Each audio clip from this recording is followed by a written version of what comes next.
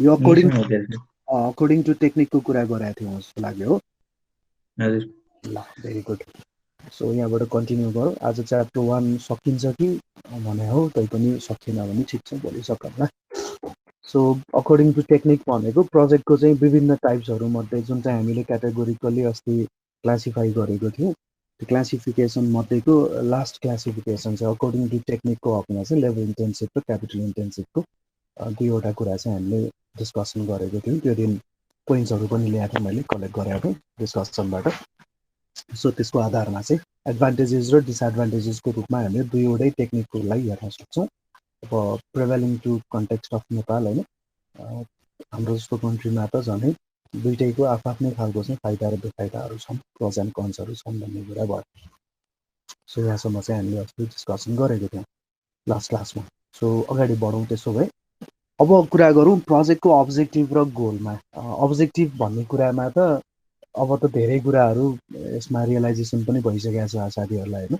Objective बिनाको कुनै project चाहिँ एक्जिक्युट नै गरिँदैन भनेपछि अभियसली कुनै प्रोजेक्टको अब्जेक्टिभ सेट गरेकै हुँदो रहेछ।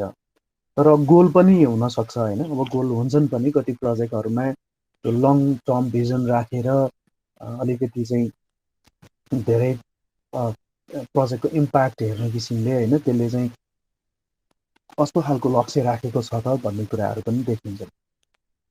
अब्जेक्टिभ सर्ट टर्म हुन्छ, किनभने कुनै पनि उद्देश्य पुरा हुने बित्तिकै प्रोजेक्ट चाहिँ सक्सेस हुन्छ भनेपछि अब्जेक्टिभ पुरा हुने बित्तिकै अब्जेक्टिभ पुरा हुने बित्तिकै प्रोजेक्ट सक्सेस भयो भनेर हामीले ट्याग लगाउन सक्छौँ होइन। तर अब्जेक्टिभ चाहिँ सर्ट टर्म नेचरमा हुने भयो। तर त्यही प्रोजेक्टले चाहिँ लङ्गर रनमा गएर मानौँ कि अलिकति 4-5 वर्ष पछाडिसम्म पनि त्यसको चाहिँ इम्प्याक्टहरूलाई हेर्ने हो भने त्यसलाई हामीले जुन हिसाबले लक्ष्य राखेको थियौँ त्यो लक्ष्य चाहिँ पुरा हुन सक्छ भन्ने खालको चाहिँ हिसाबबाट बुझ्न सकिन्छ है। सो सर्ट टर्म र लङ टर्म भनेर दुईवटा हिसाबले चाहिँ हामीले प्रोजेक्टको अब्जेक्टिभ र गोललाई चाहिँ व्याख्या गर्न चाहिँ सक्छौँ। अब बाई डेफिनेसन चाहिँ के हुँदो रहेछ त भन्दाखेरि गोल एउटा टार्गेट हो, त्यो भनेको लङ्गर रनमा होइन, जसले चाहिँ प्रोजेक्टलाई डिरेक्ट गर्छ अनि एक्सन्सहरूलाई गाइड गर्छ प्रोजेक्टको, र एन्ड रिजल्ट हो यो चाहिँ अलिकति पछाडि समयसम्म गएर चाहिँ यसको प्राप्ति हुने भएको कारणले गर्दा यसलाई चाहिँ एन्ड रिजल्टको रूपमा चाहिँ हामीले भन्न सक्छौँ भने अब्जेक्टिभ चाहिँ अलिकति सर्टर टाइपको हुन्छ। अब्जेक्टिभ सेट गर्ने भनेको गोल मिट गर्नलाई हो है, र अब्जेक्टिभहरू चाहिँ इजियर हुन्छ, अलिकति स्पेसिफिक हुन्छ गोलभन्दा। गोल चाहिँ अलिकति भेग हुन्छ क्या होइन। अब कुनै पनि योजनाबाट चाहिँ त्यहाँको जीवन स्तरमा अथवा त्यहाँको बासिन्दाहरूको जीविकोपार्जनमा चाहिँ सुधार भएको हुनेछ भन्छ कि, रहेको त अब त्यो भएको हुनेछ जीविकोपार्जन अथवा त्यहाँको चाहिँ आर्थिक वृद्धि भएको हुनेछ भनेको चिज, त्यस्ता प्यारामिटरहरू भनेको त एकदम गरुङको प्यारामिटरहरू हो नि त होइन। त्यस्तो प्यारामिटरहरूलाई चाहिँ हामीले सर्ट टर्ममा मेजर गरेर आउँदै आउँदैन हो, त्यस्ता भनेको चाहिँ गोलहरू हो। र अब मानौँ त्यही योजनाले चाहिँ त्यही मानौँ न, जस्तै 200 घरधुरीलाई चाहिँ हामीले स्वच्छ पिउने पानी खुवाउनु छ भने त्यहाँको स्वच्छ पिउने पानी खुवाउन सक्ने जुन योजनाको छ त्यो चाहिँ अब्जेक्टिभ भयो, त्यो उद्देश्य भयो होइन।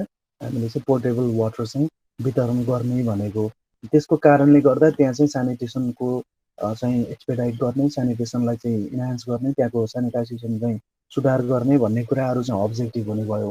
तर त्यसको कारणले गर्दा चाहिँ त्यहाँको चाहिँ भनौँ न त्यहाँको जनस्वास्थ्यमा चाहिँ एकदमै अनुकूलता ल्याएर त्यहाँको चाहिँ मानिसहरू चाहिँ स्वस्थ रहनेछन् भन्यो भने त त्यो त धेरै ठुलो गोल भयो नि त होइन।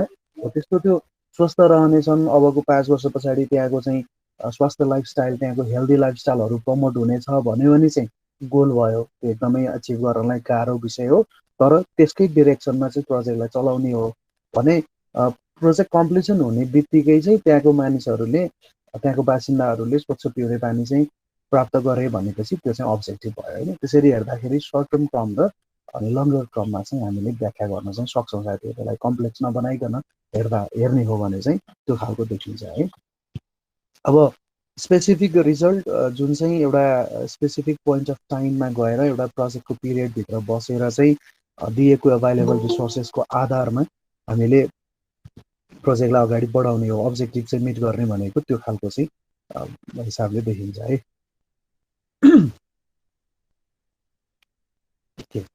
सो अब हामीले अब्जेक्टिभ र गोल त सेट गर्ने भनेर भन्यौँ होइन। अब गोल सेट गर्दाखेरि गोल त एकदम लङ टर्ममा टार्गेटको रूपमा होइन, एकदम चाहिँ धेरै समय पछाडि प्राप्त हुने किसिमले चाहिँ त्यसलाई प्लानिङ गर्छौँ। तर अब्जेक्टिभ भनेको चाहिँ सर्टर टर्म भएको कारणले गर्दा त्यसलाई चाहिँ छिटो भन्दा छिटो अर्थात् प्रोजेक्टको पिरियडभित्रै अथवा प्रोजेक्ट सकिने बित्तिकै once the project is completed objective should be achieved होइन, त्यो किसिमले चाहिँ प्लानिङ गर्छ हामीले। अब त्यो अब्जेक्टिभ भने पनि गोल भने पनि हामीले जे सेट गर्छौँ नि सायद त्यो टार्गेट छ नि, त्यो टार्गेट सेट गर्दाखेरि चाहिँ के याद गर्नुपर्छ भने त्यो टार्गेट चाहिँ कसरी सेट गर्ने त भन्दा त्यो टार्गेट चाहिँ हामीले एउटा फर्मुला छ, त्यो फर्मुला युज गरेर सेट गर्छौँ क्या। भनेको टार्गेट अथवा अब्जेक्टिभ सेट गर्दाखेरिको जुन चाहिँ आउटपुट छ अथवा रिजल्ट चाहिन्छ हामीले अथवा जे सोचेर उद्देश्य बनाएका छौँ त्यो उद्देश्य चाहिँ प्राप्त गर्न सकिने खालको, समयभित्रै प्राप्त गर्न सकिने खालको होइन, मेजर गर्न सकिने खालको अनि स्पेसिफिक हुने त्यस्ता खालको चाहिँ हुनुपर्छ भनेर भन्छ। त्यही भएर धेरैवटा फर्मुलाहरू छ अब्जेक्टिभ सेट गर्नको लागि।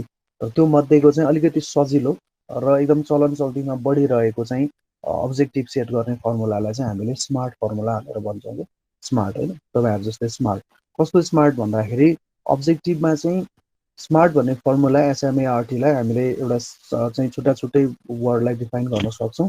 अब्जेक्टिभ सेट गर्दाखेरि चाहिँ त्यो फर्मुला थ्रुबाट चाहिँ सेट गरेका अब्जेक्टिभहरूलाई चाहिँ मेजर गर्न सकिने, स्पेसिफिक हुने होइन, एचिभ गर्न सकिने, रिजनेबल हुने, टाइम फ्रेमभित्र गर्न सकिने यस्तो खालको चाहिँ मेकानिजमबाट चाहिँ हामीले अब्जेक्टिभलाई सेट गर्छौँ। त्यो भनेको स्मार्टको फर्मुला भनेको objective should be specific as it can be होइन, जति सकिन्छ त्यति चाहिँ हामीले स्पेसिफिक बनाउनु पर्छ। त्यो भइसकेपछि हामीलाई के चाहिन्छ र के गर्न खोजेको भन्ने कुराको बारेमा क्ल्यारिटी बढी थाहा हुन्छ नि त होइन। स्पेसिफिक भइसकेपछि त्यो भनेको बुल्जाइको टाइप चाहिँ ठ्याक्कै हामीले के गर्न निकाल्न खोजेको, के चाहिँ यसको उद्देश्य छ, यसको यो प्रोजेक्ट चाहिँ एक्जिक्युट गर्नु पछाडिको मुख्य कारण के हो, के चाहिँ डिमान्डलाई एड्रेस गर्नलाई बनाएको हो यो प्रोजेक्ट भन्ने खालका चाहिँ उत्तरहरू जुन प्राप्त हुन्छ नि तिनीहरू चाहिँ सबै यो स्पेसिफिक भन्ने पोइन्टबाट चाहिँ थाहा हुन्छ।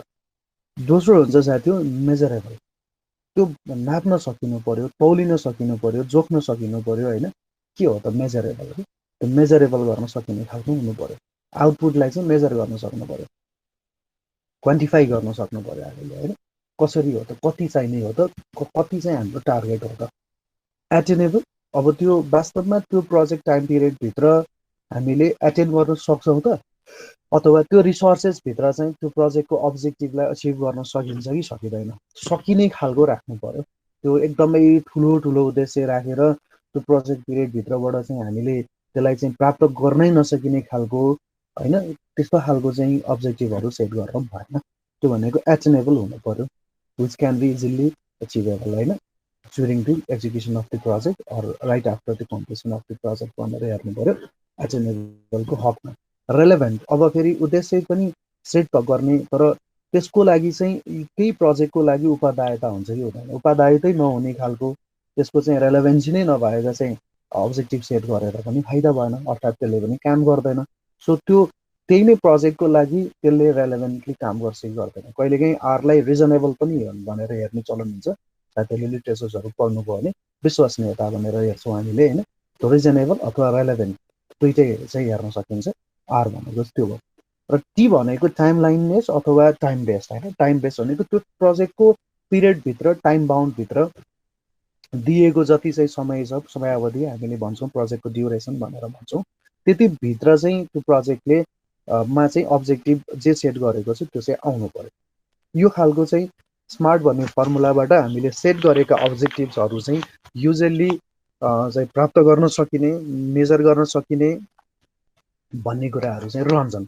अब यदि यो फर्मुलै युज नगरिकन अब्जेक्टिभ सेट गर्ने भने चाहिँ त्यो अब्जेक्टिभ चाहिँ भेग हुन जाने, त्यो अब्जेक्टिभ चाहिँ प्राप्त गर्नलाई गाह्रो हुने, त्यो चाहिँ अलिकति प्रसङ्गभन्दा बाहिर गएर चाहिँ अलिक बढी इमोसनल्ली राखेको कुराहरूको हकमा, त्यस्तोको हकमा चाहिँ सेन्टिमेन्टसँग जोडिएका हकमा होइन, त्यस्तो खालका चाहिँ अब्जेक्टिभहरू भयो भने चाहिँ खासै प्राप्त गर्नलाई चाहिँ गाह्रो हुन्छ भनेर भन्ने चलन छ र त्यस्तो देखिन्छ पनि।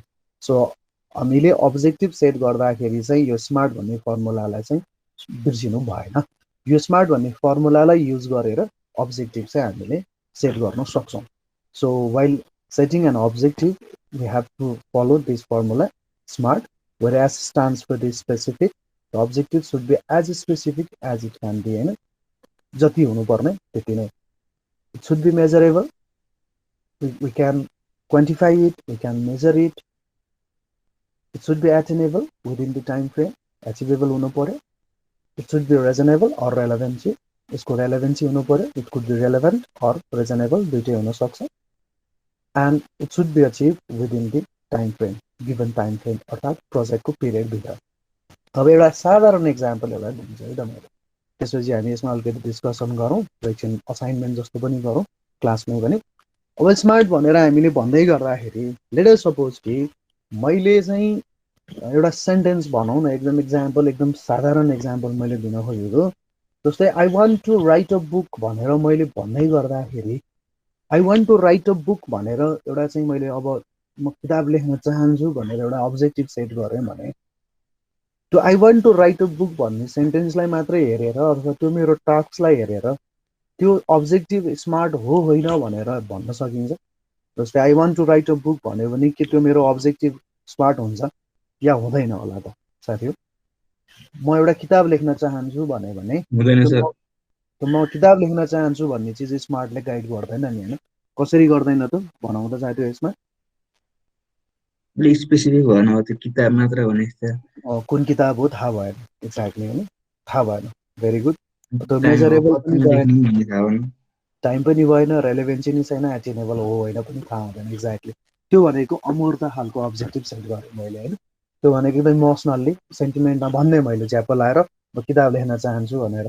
तर त्यो के किताब हो, कसलाई टार्गेट गरेको छ, अथवा त्यो मेजर गर्न सकिन्छ सकिँदैन, त्यो अचिभेबल गर्न सकिने चिज हो कि होइन, त्यो लेखेको किताबको रेलेभेन्सी छ कि छैन, उपादायता छ कि छैन नेपालीमा भन्नुपर्दा, या विश्वसनीयता छ कि छैन, र त्यसै गरी चाहिँ त्यो कुन कति समयभित्र चाहिँ सकिने भनेर पनि भन्दैन. अब त्यही चिजलाई चाहिँ मैले I want to write a book on project engineering होइन, based on the IOE syllabus targeting the civil engineering student होइन, consisting of different theories and numerical examples within 6 months भन्यो भने अब त्यसमा चाहिँ किताब के रहेछ पनि थाहा भयो, कसलाई चाहिँ के को आधारमा मेजर गर्ने भने पनि रहेछ, एचिभ गर्ने पनि भने रहेछ, त्यो रेलेभेन्सी छ कि छैन पनि थाहा भयो, त्यसै गरी टाइमलेस हो कि होइन भन्ने कुरा पनि थाहा भयो. भनेको अर्थ के भने अब्जेक्टिभ सेट गर्दाखेरि जति सकिन्छ त्यति चाहिँ स्मार्ट बनाउनु पर्यो, ताकि त्यो अघिको किताब लेख्छु भन्ने कुरालाई न तपाईँले मेजर गर्न सक्नुहुन्थ्यो, न मलाई ट्र्याक गर्न सक्नुहुन्थ्यो. कति लेख्ने हो, कति समयमा लेख्ने भन्ने नि थाहा छैन भनेपछि त्यो किताब लेख्ने भनेको यस्तो अमूर्त चिज भयो कि त्यो प्रोजेक्ट त थियो, तर त्यो प्रोजेक्ट यस्तो अमूर्त अब्जेक्टिभ भइदियो कि त्यसलाई हामीले मोनिटरिङ गर्नै सक्दैनौँ. तर अब त्यो मोनिटरिङ गर्न सक्ने खालको, त्यसलाई अचिभ गर्न सक्ने खालको, त्यसलाई चाहिँ प्राप्त गर्न सक्ने खालको, त्यसलाई ट्र्याकमा राख्न सक्ने खालको चाहिँ अब्जेक्टिभ नभएको कारणले गर्दा त्यो अघिको प्रोजेक्ट किताब लेख्छु भन्ने खालको प्रोजेक्टलाई चाहिँ हामीले ट्र्याक गर्न सक्दैनथ्यौँ, अनुगमन गर्न सक्दैनथ्यौँ, त्यसलाई कन्ट्रोलिङ गर्न सक्दैनथ्यौँ. प्रोजेक्टमा त त्यो कुरा त चाहिन्छ त.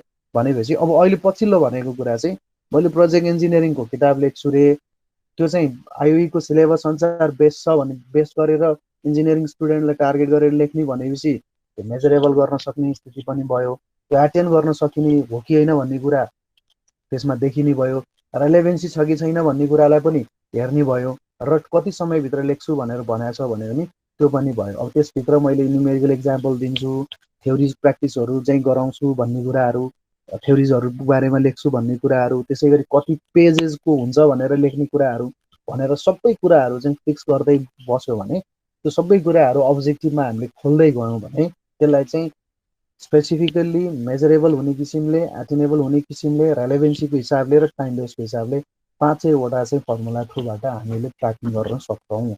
सो इनफ्याक्ट इक्जाम्पल यति हो कि साथीहरूले बुझ्नुपर्ने, अब्जेक्टिभ सेट गर्दाखेरि त्यो एकदम त्यो पोलिसीको डकुमेन्ट जस्तो हुन्छ नि, यो हुनेछ भनेर चाहिँ ठुल्ठुलो गफ गर्ने भन्दा पनि जे प्राप्त गर्न सकिन्छ, जे हुनुपर्ने हो, जे चाहिँ जति समयभित्र चाहिँ प्राप्त गर्न सकिन्छ, जसको उपादायता छ, त्यस्ता चिजहरूको बारेमा चाहिँ स्पेसिफिक अब्जेक्टिभ अथवा अब्जेक्टिभ चाहिँ सेट गर्नु जरुरी छ भनेर भनेको. त्यही भएर हामीले डे 1 देखि नै अब्जेक्टिभको कुरा गर्दै आउँदाखेरि स्पेसिफिक अब्जेक्टिभ चाहिँ एउटा स्पेसिफिक पर्पसको लागि, एउटा स्पेसिफिक कामको लागि चाहिँ प्रोजेक्ट बनाइन्छ भनेर भनिरहेको कारणै त्यही भएर हो. भने चाहिँ अब्जेक्टिभ चाहिँ त्यो खालको सेट गर्नुपर्छ भनेर होइन. अब त्यो पावर प्रोजेक्ट हो भने आउटपुट कति, अब त्यसको हुन्छ नि त साइलेन्ट फिचर्सहरू, बिल्डिङको हो भने नि साइलेन्ट फिचर्सहरू हुन्छ नि त होइन, रोडको हो भने साइलेन्ट फिचर्सहरू हुन्छ नि त, झोलङ्गे पुलको हो भने साइलेन्ट फिचर्सहरू हुन्छ नि। त्यो भनेको चिज भनेको के त भन्दा त्यो सबै अब्जेक्टिभ चाहिँ त्यसलाई स्मार्ट अब्जेक्टिभको रूपमा राखेको है। त्यसलाई चाहिँ हामीले स्मार्ट अब्जेक्टिभको रूपमा चाहिँ भनेर भन्न सक्छौँ। चाहे त्यो पूर्वाधारको योजना होस्, चाहे त्यहाँ सफ्टवेयरको पार्ट हो, अथवा इन्कम जेनेरेसन या क्यापेसिटी इन्हान्समेन्टसँग गर्ने खालका चाहिँ योजनाहरू हुन् भनेर, जस्तै तालिम कार्यक्रमहरूका पनि त्यही अनुसारले चाहिँ स्मार्ट चाहिँ अब्जेक्टिभहरू चाहिँ राख्ने चलनहरू हुन्छ। सो सकेसम्म चाहिँ अब्जेक्टिभलाई चाहिँ हामीले we have to prepare the objective as smart as it can be. हामीले जति सकिन्छ त्यति पोसिबल लिमिटसम्म गएर चाहिँ अब्जेक्टिभ सेट गर्नुपर्छ भनेर भन्छ है। सो यसबाट चाहिँ क्वेसन आउँदाखेरि युजली अब्जेक्टिभ सेट गर्दाखेरि कसरी गरिन्छ भनेर सोधेको हुन्छ, अनि अब्जेक्टिभ भनेको के हो भन्ने कुरा त लेख्न सकिहालिन्छ। अब्जेक्टिभ सेटअप गर्दाखेरि चाहिँ स्मार्ट फर्मुला युज गरेर गरिन्छ, where S stands for specific, M stands for measurable, stands for attainable, R for relevant, and T for time bound भन्ने स्मार्ट फर्मुला युज गरेर चाहिँ प्रोजेक्टलाई सकेसँग अब्जेक्टिभ एचिभ गर्ने किसिमले चाहिँ सेट गर्न सकिन्छ भनेर भन्ने। अब एक्जाम्पलको लागि अघि किताबको एक्जाम्पल दिने भयो, कुनै पूर्वाधारको योजना दिए पनि भयो। हाइड्रो पावर हो भने स्पेसिफिक कुन हाइड्रो पावर, मेजरेबल कति आउटपुट निकाल्ने, एटेनेबल भनेको कति टाइम भित्र हामीले सकाउने, अथवा रेलेभेन्ट छ कि छैन भन्दाखेरि त्यो एरियामा बिजुलीको चाहिँ विद्युतीकरण गर्नलाई चाहिँ त्यसले मद्दत गर्छ भन्ने कुरा। टाइम बेस भन्यो भने कति महिना, 24 महिना, 30 महिना, 32 महिना, 36 महिना, कति महिना हो, अथवा 4 वर्ष 5 वर्ष कति हो, त्यो अनुसारले राख्ने भने यसरी चाहिँ स्मार्ट चाहिँ अब्जेक्टिभ चाहिँ कोर्न सकिन्छ। यो खालको चाहिँ युजली सोधिरहेको क्वेसन्सहरू मध्येको एउटा यो पनि हो। अब्जेक्टिभ सेट गर्दाखेरि चाहिँ हामीले के मेथडबाट अब्जेक्टिभ सेट गर्छौँ भन्ने कुराहरू चाहिँ यसमा छ है त। ओके साथी, यसमा कुनै कन्फ्युजन छ अब्जेक्टिभ र गोलमा? छैन सर। छैन है, खासै गफै जस्तो देखिन्छ होइन। सो स्मार्ट भन्ने सम्झिनु पऱ्यो, आफू जस्तै हो है अब्जेक्टिभ भन्ने सम्झिनु पऱ्यो है साथी। आफ्नो बोक्ने स्मार्टफोन मात्रै होइन, अब्जेक्टिभ पनि स्मार्ट हुनुपर्दो रहेछ भनेर भन्नु पऱ्यो है त। अब स्मार्टको त एक चाहिँ डेफिनेसन्सहरू छ होइन, हामीले प्रोजेक्टमा बुझ्नुपर्ने कुरा चाहिँ यति मात्रै हो। Okay, so now let's move for the 1.4।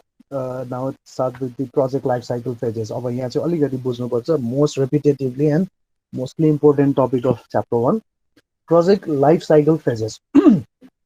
अब हामीले चिनेको प्रोजेक्ट, सेट गरेको अब्जेक्टिभ होइन, हामीले चाहिँ बुझेका विभिन्न प्रकारका प्रोजेक्टहरू, त्यसै गरी विभिन्न चाहिँ फ्यामिली ट्रीमा बसेका प्रोजेक्टहरू, ती सबै प्रोजेक्ट्सहरूलाई हेर्ने हो भने those all projects has its life cycle है। उनीहरू सबै प्रोजेक्टहरूको चाहिँ आफ्नो लाइफ साइकल्सहरू हुन्छ। त्यो प्रोजेक्टको लाइफ साइकल भनेको कस्तो हो नि, एउटा ठ्याक्कै भन्दाखेरि कहाँबाट सुरु हुन्छ, त्यसपछि हरेक फेजेसहरू हुन्छ, त्यो फेजेसमा के काम गर्नुपर्ने रहेछ, त्यो हरेक फेजेसबाट चाहिँ त्यसको युनिक आउटपुटहरू आउँछ र त्यो आउटपुटलाई हेरेर चाहिँ नेक्स्ट फेजेसमा हामीले काम गर्दै जाने हो। त्यो ओभरअलमा हेर्दाखेरि चाहिँ प्रोजेक्टले एउटा सर्टेन फेजेस पार गर्छ। त्यो फेजेसलाई कलेक्टिभली जोडेर भन्नु पर्यो भने चाहिँ त्यसलाई प्रोजेक्टको लाइफ साइकल फेजेस हो भनेर भन्न सक्छौँ। So in fact every project has certain phases of development. त्यो डेभलपमेन्ट हुने चाहिँ हरेक फेजेसमा हरेक प्रोजेक्टले चाहिँ त्यसको पार गर्नै पर्छ है। कुनै पनि प्रोजेक्ट चाहिँ एकैचोटि प्लानिङबाट सुरु भएर सिधै चाहिँ प्रोजेक्ट क्लोजिङमा जाँदैन। त्यो सर्टेन फेजेस चाहिँ त्यसले पार गर्नै पर्छ। कन्सेप्टदेखि लिएर टर्मिनेसनसम्म जाँदाखेरि त्यति पार्टमा उसले जे चाहिँ गर्नुपर्ने हो फिनिससम्म, स्टार्टदेखि फिनिससम्म जाँदाखेरिको साइकलमा उसले जे फेज पार गर्नुपर्छ त्यो चाहिँ पार गर्नै पर्ने हुन्छ है। त्यसले त्यो फेजेसहरूको बारेमा जानकारी भयो भने प्रोजेक्ट म्यानेजर्सहरूलाई, प्रोजेक्टको स्टाफ्सहरूलाई, प्रोजेक्टमा काम गर्ने पर्सनलहरूलाई चाहिँ के सजिलो हुन्छ त भन्दाखेरि त्यो क्लियर अन्डरस्ट्यान्डिङ भइसकेपछि त्यहाँ दिएका प्रोजेक्टमा दिएका रिसोर्सेसहरूलाई कसरी प्रयोग गर्ने, त्यसलाई कसरी नियन्त्रण गर्ने भन्ने कुराको बारेमा जानकारी पनि हुन्छ। त्यसले गर्दाखेरि त्यसबाट चाहिँ अब्जेक्टिभ गोल्स के चाहिँ डिजायर्ड गरेको छ त्यसलाई चाहिँ इजिली एचिभ गर्न सकिने खालको चाहिँ अन्डरस्ट्यान्डिङ हुन्छ। सो प्रोजेक्टको लाइफ साइकल फेजेसलाई प्रोजेक्ट टिमले बुझ्यो भने रिसोर्सेसको चाहिँ एफिसियन्ट, त्यसै गरी इकोनोमिक युजेस चाहिँ हुनसक्छ। त्यो रिसोर्सेसलाई चाहिँ युटिलाइजेसन गर्ने क्रममा एफिसियन्टली इकोनोमिकली युटिलाइज गरेर प्रोजेक्टको चाहिँ डिजायर्ड अब्जेक्टिभ र गोललाई प्राप्त गर्ने तर्फ चाहिँ त्यसले मद्दत पुऱ्याउँछ भन्छ। अब त्यो सबै फेजेस अफ डेभलपमेन्ट जुन कुरा अघि हामीले भन्यौँ, हरेक प्रोजेक्टले चाहिँ डेभलपमेन्टको विभिन्न फेजेसहरू पार गर्छ भने त्यो फेजेस अफ डेभलपमेन्टलाई कलेक्टिभली भन्यो भने चाहिँ त्यसको नाम चाहिँ प्रोजेक्ट लाइफ साइकल फेजेस हो भनेर भन्न सक्छौँ। त्यही नै चाहिँ लाइफ साइकल फेजेस हो।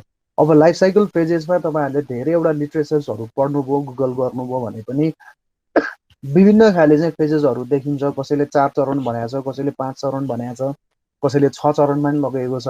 तर यसलाई 4, 5, 6 जति नै भने पनि त्यसको मर्म चाहिँ त्यही नै हो। डेभलपमेन्टको फेजेसहरूमा विभिन्न साइकलमा उसले चाहिँ विभिन्न फेजमा चाहिँ उसले के आउटपुट निकाल्नु पर्ने हो त्यति अनुसारको आउटपुटहरू चाहिँ यसले दिँदै जान्छ। त्यही भएर यसलाई 4, 5, 6 जतिमा व्याख्या गरेर पढे पनि मर्म चाहिँ एउटै नै हो साथी हो। त्यसमा कुनै चाहिँ यही खालको चाहिँ पढ्नुपर्छ भन्ने स्ट्यान्डर्डाइजेसन चाहिँ छैन है साथी। मैले 4मा पढायो भने अर्को किताब हेर्दा 5 देख्नुभयो भने ए 5 त 5 रहेछ 4 त होइन रहेछ भनेर त्यसरी बुझ्न जरुरी भएन। 6 पनि हुनसक्छ। कसैले चाहिँ त्यो भित्रको फेजेसलाई, त्यो भित्रको जुन चाहिँ फेज छ त्यसलाई चाहिँ टुक्राएर दुईटा राख्ने त्यसरी पनि गर्ने चलनहरू हुन्छ। त्यही भएर तपाईँले हेर्नुभयो भने बुझिहाल्नुहुन्छ है। सो इन जेनरल कन्स्ट्रक्सन प्रोजेक्टलाई चाहिँ हामीले 4वटा फेजेसमा बाँड्न सक्छौँ, which can be also further divided into 5 phases or 6 phases as and when required होइन। सो इन जेनरल चाहिँ पूर्वाधारको योजनाहरूलाई हेर्दाखेरि 4वटा फेजेसमा चाहिँ हामीले बाँड्न सक्छौँ।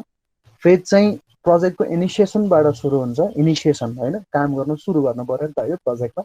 काम भनेको वास्तविक काम, फिल्डमा काम भने होइन है। त्यो डिमान्ड कलेक्सनदेखि लिएर काम सुरु भयो होइन। डिमान्ड कलेक्सन जुन भयो, स्क्रचबाट काम सुरु गर्दाखेरि त्यो प्रोजेक्टको इनिसिएसन हो भने प्रोजेक्टको टर्मिनेसन भनेको प्रोजेक्ट कम्प्लिट भएर त्यसलाई ह्यान्डओभर गर्ने बेलामा भनेपछि त्यो प्रोजेक्टको इनिसिएसनदेखि प्रोजेक्टको टर्मिनेसनसम्मको जति चाहिँ बिचका फेजेसहरू छन् त्यो सबै फेजेसहरूमा के काम गर्छौँ भन्ने कुरा चाहिँ 4वटा फेजमा भाग लाउने भनेर भने मैले। त्यसलाई स्टार्ट गर्दाखेरि प्रोजेक्टको लाइफ साइकल फेजेसलाई हामीले हेर्दा फर्स्टमा प्रोजेक्टको इनिसिएसन अर कन्सेप्ट, त्यसलाई हामीले सी भनेर भन्नौँला है। त्यसलाई सिडिएफ भनेर पनि भन्न सक्छौँ।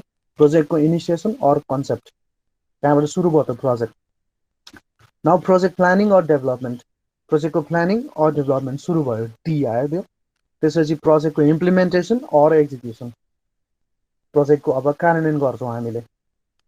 कार्यान्वयन इन द सेन्स प्रोजेक्ट कार्यान्वयन त यहीँबाट भयो नि, त्यसको वास्तविक निर्माण कार्य चाहिँ छ भने यो फेजबाट सुरु हुन्छ। प्रोजेक्ट इम्प्लिमेन्टेसन अर एक्जिक्युसन, यी भन्छौँ भने प्रोजेक्टको termination, transfer or close out or finish भनेर हामीले अर्को चाहिँ प्रोजेक्टलाई फिनिस गर्छौँ, त्यसलाई हामी एफ भन्छौँ। यसरी सिडिएफ सम्झ्यो भने हामीलाई चाहिँ सम्झिन नै सजिलो भयो, र फर्मुला जस्तो पनि बन्यो। र अब बुझ्नुपर्ने कुरा चाहिँ के भने कुन फेजमा हामीले के काम गर्छौँ भन्ने कुरा चाहिँ हेर्नु पर्यो होइन। सीमा के गर्छौँ, डीमा के गर्छौँ, ईमा के गर्छौँ र एफमा के गर्छौँ भन्ने कुरा चाहिँ बुझ्नु पर्यो। सो सिडिइएफ भनेर हेर्छौँ।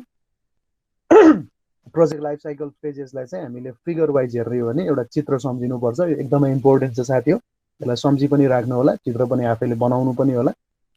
सक्नुभयो भने अहिले यहाँबाट तपाईँले कपी पनि गर्न सक्नुहुन्छ, होइन भने नोट्स प्रोभाइड भइ नै हाल्छ, त्यहाँबाट पनि हेर्न सक्नुहुन्छ। सो इन जेनरल हामीले के बुझ्यौँ त भन्दाखेरि प्रोजेक्टको विभिन्न फेजेस अफ डेभलपमेन्ट हुने रहेछ। त्यो फेजेसको बारेमा जानकारी प्राप्त भइसकेपछि प्रोजेक्ट म्यानेजरलाई, प्रोजेक्ट पर्सनललाई प्रोजेक्टमा दिएका रिसोर्सेसहरूको चाहिँ एफिसिएन्टली युज गरेर अब्जेक्टिभ र गोल प्राप्त गर्नेतिर चाहिँ जाँदो रहेछ। प्रोजेक्टको चाहिँ विभिन्न फेजेस अफ डेभलपमेन्टलाई चाहिँ कलेक्टिभली भन्यो भने त्यसलाई चाहिँ प्रोजेक्ट लाइफ साइकल फेजेस भन्छौँ। पूर्वाधारका योजनाहरूको हकमा प्रोजेक्टको लाइफ साइकल फेजेसलाई बाँड्ने हो भने 4वटा फेजेसमा बाँड्न सकिन्छ भनेर भन्यौँ। र त्यसको फेज स्टार्ट चाहिँ हामीले प्रोजेक्ट इनिसिएसन थ्रुबाट गर्छौँ र टर्मिनेट चाहिँ लास्टमा गएर गर्छौँ। भनेपछि इनिसिएसनदेखि टर्मिनेसनसम्म जाँदाखेरि चाहिँ प्रोजेक्टमा चाहिँ सिडिएफ 4वटा फेजेसमा हामीले बाँडफाँड गर्न सक्दो रहेछौँ। त्यो भनेको प्रोजेक्टको इनिसिएसन, देन प्रोजेक्टको प्लानिङ, देन प्रोजेक्टको इम्प्लिमेन्टेसन र प्रोजेक्टको टर्मिनेसन गरेर 4वटा सिडिएफ कन्सेप्ट, डेभलपमेन्ट, एक्जिक्युसन र फिनिस गरेर 4वटा हिसाबले भन्न सक्दो रहेछौँ। त्यसलाई चाहिँ एउटा चाहिँ एकैचोटि चाहिँ डेमोन्स्ट्रेट गर्दाखेरि चाहिँ चित्र वाइज हेर्ने हो भने दिस इज द प्रोजेक्टको life cycle phases. Phase 1, phase 2, phase 3, phase 4। यो रातो लाइनले देखाउँछ तपाईँको कति इफोर्ट चाहिँ हामीले त्यो फेजेसमा प्रोभाइड गर्छौँ त। त्यो भनेको अर्को हिसाबले हेर्दाखेरि कति पैसा खर्च गर्छौँ, कति रिसोर्सेस खर्च गर्छौँ, कति चाहिँ समय लाग्छदेखि लिएर सबै कुराहरूलाई चाहिँ हामीले हेर्न सक्छौँ। अब लेभल अफ इफोर्टमा हामीले रिसोर्सेस कति खर्च गर्छौँ त भन्दाखेरि फेज 1बाट फेज 4सम्म जाने क्रममा हेर्ने हो भने कन्सेप्टमा थोरै हुँदो रहेछ, डेभलपमेन्टमा अलिकति बढ्दो रहेछ, एक्जिक्युसनमा सबैभन्दा धेरै रिसोर्सेस खर्च हुँदो रहेछ र ट्रान्सफर गर्दाखेरि चाहिँ त्यसको चाहिँ रिसोर्सेस घटेर जेरोमै आउँदो रहेछ। यसरी चाहिँ हामीले यसलाई, यो चित्रलाई यसरी पनि बुझ्न सक्छौँ होइन। अब यो भनेको रिसोर्सेस हो भने यतापट्टि टाइम हो। अब त्यो कति टाइम पिरियडभित्र प्रोजेक्टको चाहिँ फेजेसहरू पार गर्दै जाने भन्दा यहाँबाट फेज स्टार्ट हुने भयो, यहाँ गएर फेज एन्ड हुने भयो। यहाँबाट फेज स्टार्ट भयो, यहाँबाट र यहाँ गएर फेज एन्ड भयो भने त्यसलाई चाहिँ हामीले यता टाइम राख्यौँ साथी हो, यतापट्टि चाहिँ रिसोर्सेस राख्यौँ है। अब त्यसपछि यसका रिस्क एन्ड अनसर्टेनिटिज पनि हुन्छ प्रोजेक्टमा, जोखिम र अनिश्चितता पनि हुन्छ। त्यो सुरुवातको चरणमा धेरै हुन्छ, त्यसपछि चाहिँ बिस्तारै घट्दै जाने हो। अब यसको बारेमा हामी छुट्टा छुट्टै अहिले अब पढ्छौँ एकछिनमा है त। सो अब प्रोजेक्टको लाइफ साइकल फेजेसलाई हामीले हेर्दाखेरि के देख्यौँ त भने प्रोजेक्टको 4वटा फेजलाई बाँड्यौँ यसरी। एक्स एक्सिसतिर रिसोर्सेसलाई राख्यौँ, अर्थात् लेभल अफ टोटल इफोर्ट राख्यौँ भने वाइ एक्सिसतिर सरी भने एक्स एक्सिसतिर चाहिँ टाइम राख्यौँ। यो चाहिँ टाइम भयो प्रोजेक्टको फेज यहाँबाट स्टार्ट भयो, प्रोजेक्टको फेज यहाँ गएर एन्ड हुन्छ। यो रातो लाइनले देखाउन खोजेको चाहिँ रिसोर्सेस हो। रिसोर्सेस अलिकति कम सुरुमा कम खर्च हुन्छ कन्सेप्टमा, डेभलपमेन्टमा अलिकति बढ्छ, एक्जिक्युसनको पार्टमा सबैभन्दा धेरै चाहिँ रिसोर्सेस खर्च हुने हो, त्यही भएर यहाँ जान्छ र ट्रान्सफर अथवा प्रोजेक्ट कम्प्लिसन हुनेतर्फ चाहिँ रिसोर्सेस बिस्तारै घट्दै जान्छ भने यो हरियो लाइनले अथवा निलो लाइनले देखाउन खोजेको चाहिँ रिस्क एन्ड अनसर्टेनिटिज हो। प्रोजेक्टको रिस्क एन्ड अनसर्टेनिटिज सुरुमा फेज स्टार्ट हुने बेलामा एकदमै धेरै हुन्छ, प्रोजेक्टको बारेमा जानकारी हुँदैन, प्रोजेक्ट म्यानेजरहरूलाई प्रोजेक्ट नयाँ लाग्छ, युनिक क्यारेक्टरिस्टिक्सको कारणले गर्दा प्रोजेक्टको रिस्कहरू चाहिँ सुरुमा बढी हुन्छ। प्रोजेक्टको फेज पार गर्दै जाँदाखेरि रिस्क एन्ड अनसर्टेनिटिजहरू पनि देखिनै थाल्छन्। देखेका चिजहरूलाई व्याख्या गर्न सकिन्छ, व्याख्या गरेको चिजलाई व्यवस्थापन गर्न सकिन्छ भन्ने कन्सेप्ट हुनाले रिस्क एन्ड अनसर्टेनिटिज बिस्तारै चाहिँ ग्रेजुअली घट्दै जान्छ, but never be treated as zero. Risk and uncertainty चाहिँ प्रोजेक्ट सकिसकेपछि पनि रहिराख्ने भए हुनाले यो जेरो चाहिँ हुँदैन भनेर यसरी बुझ्न सक्यो। सो इन जेनरलमा हामीले 4वटा फेजलाई बाँडफाँड गर्दाखेरि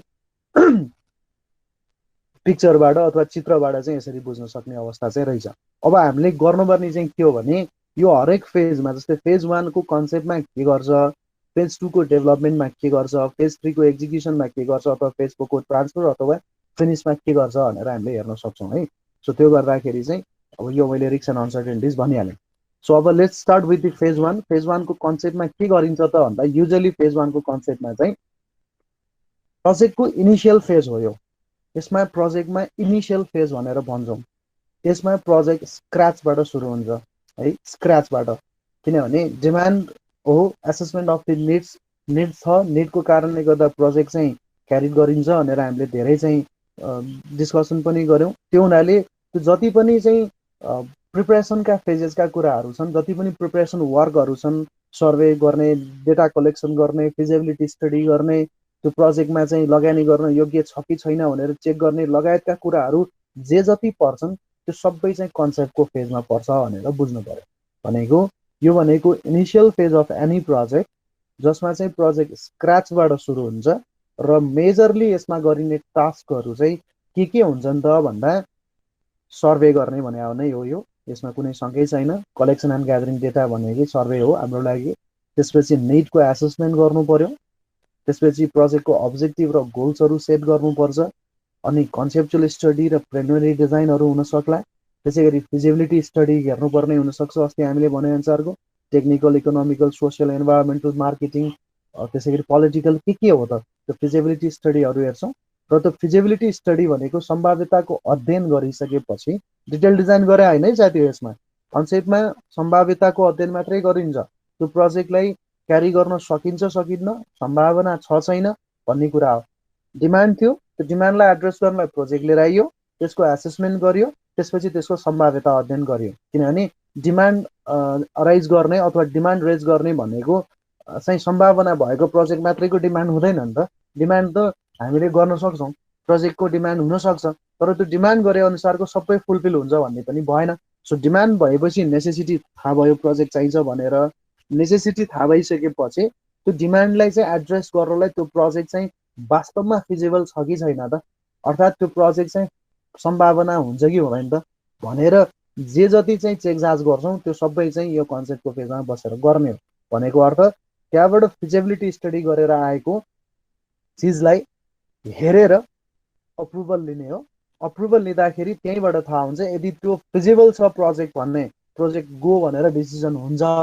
यदि फिजिबल छैन भने पनि नो गो गरेर डिसिजन गर्छ। जस्तो तपाईँले इन्जिनियरिङ इकोनोमिक्समा आइआरआर एनपिपीको चाहिँ विभिन्न इकोनोमिक इन्डिकेटरबाट, फाइनेन्सियल इन्डिकेटरबाट तपाईँले स्क्रिनिङ गर्नु भने प्रोजेक्ट होइन कुन बेस्ट हुन्छ भनेर, भनेको त्यो अप्रुभल लिने भनेको त्यही हो कि बेनिफिट कस्ट रेसियोबाट इकोनोमिकली त्यसको ठिक छ कि छैन भनेर हेर्ने भने जस्तै त हो नि द्याट्स अ स्क्रिनिङ प्रोसेस है त्यो भनेको चाहिँ गेटिङ अप्रुभल छ गेटिङ अप्रुभलबाट चाहिँ प्रोजेक्ट अगाडि बढ्ने कि नबढ्ने त त्यो डिसिजन हुन्छ यसमा सिम्पल कुरा तपाईँहरूले बुझ्नुपर्ने कुरा के हो भने जस्तै लेट अस सपोज कि लगानी गर्ने लगानीकर्ताहरूले त फिजिबिलिटी स्टडीलाई हेरेर त्यो फिजिबल छ कि छैन भनेर त्यसको चाहिँ रिचेक गरेर त्यसलाई अप्रेजल गरेर अनि त्यसमा चाहिँ इन्भेस्टमेन्ट गर्दा योग्य छ कि छैन भनेर चेक गर्छ नि त होइन हो त्यो भनेको प्रोसेस चाहिँ गेटिङ अप्रुभल हो भनेर हेर्नु पर्यो क्या जस्तै हाइड्रो पावर प्रोजेक्टहरूको हकमा के हुन्छ त भन्दा आइपिपी अर्थात् इन्डिभिजुअल पावर प्रड्युसरले कुनै एउटा प्रोजेक्ट चाहिँ लाइसेन्स लिएर राख्यो त्यसको लागि चाहिँ उसले स्टडी गर्यो फिजिबिलिटी स्टडी गरेपछि त्यहाँ ठुलो भोल्युम चाहिँ रिपोर्ट बनायो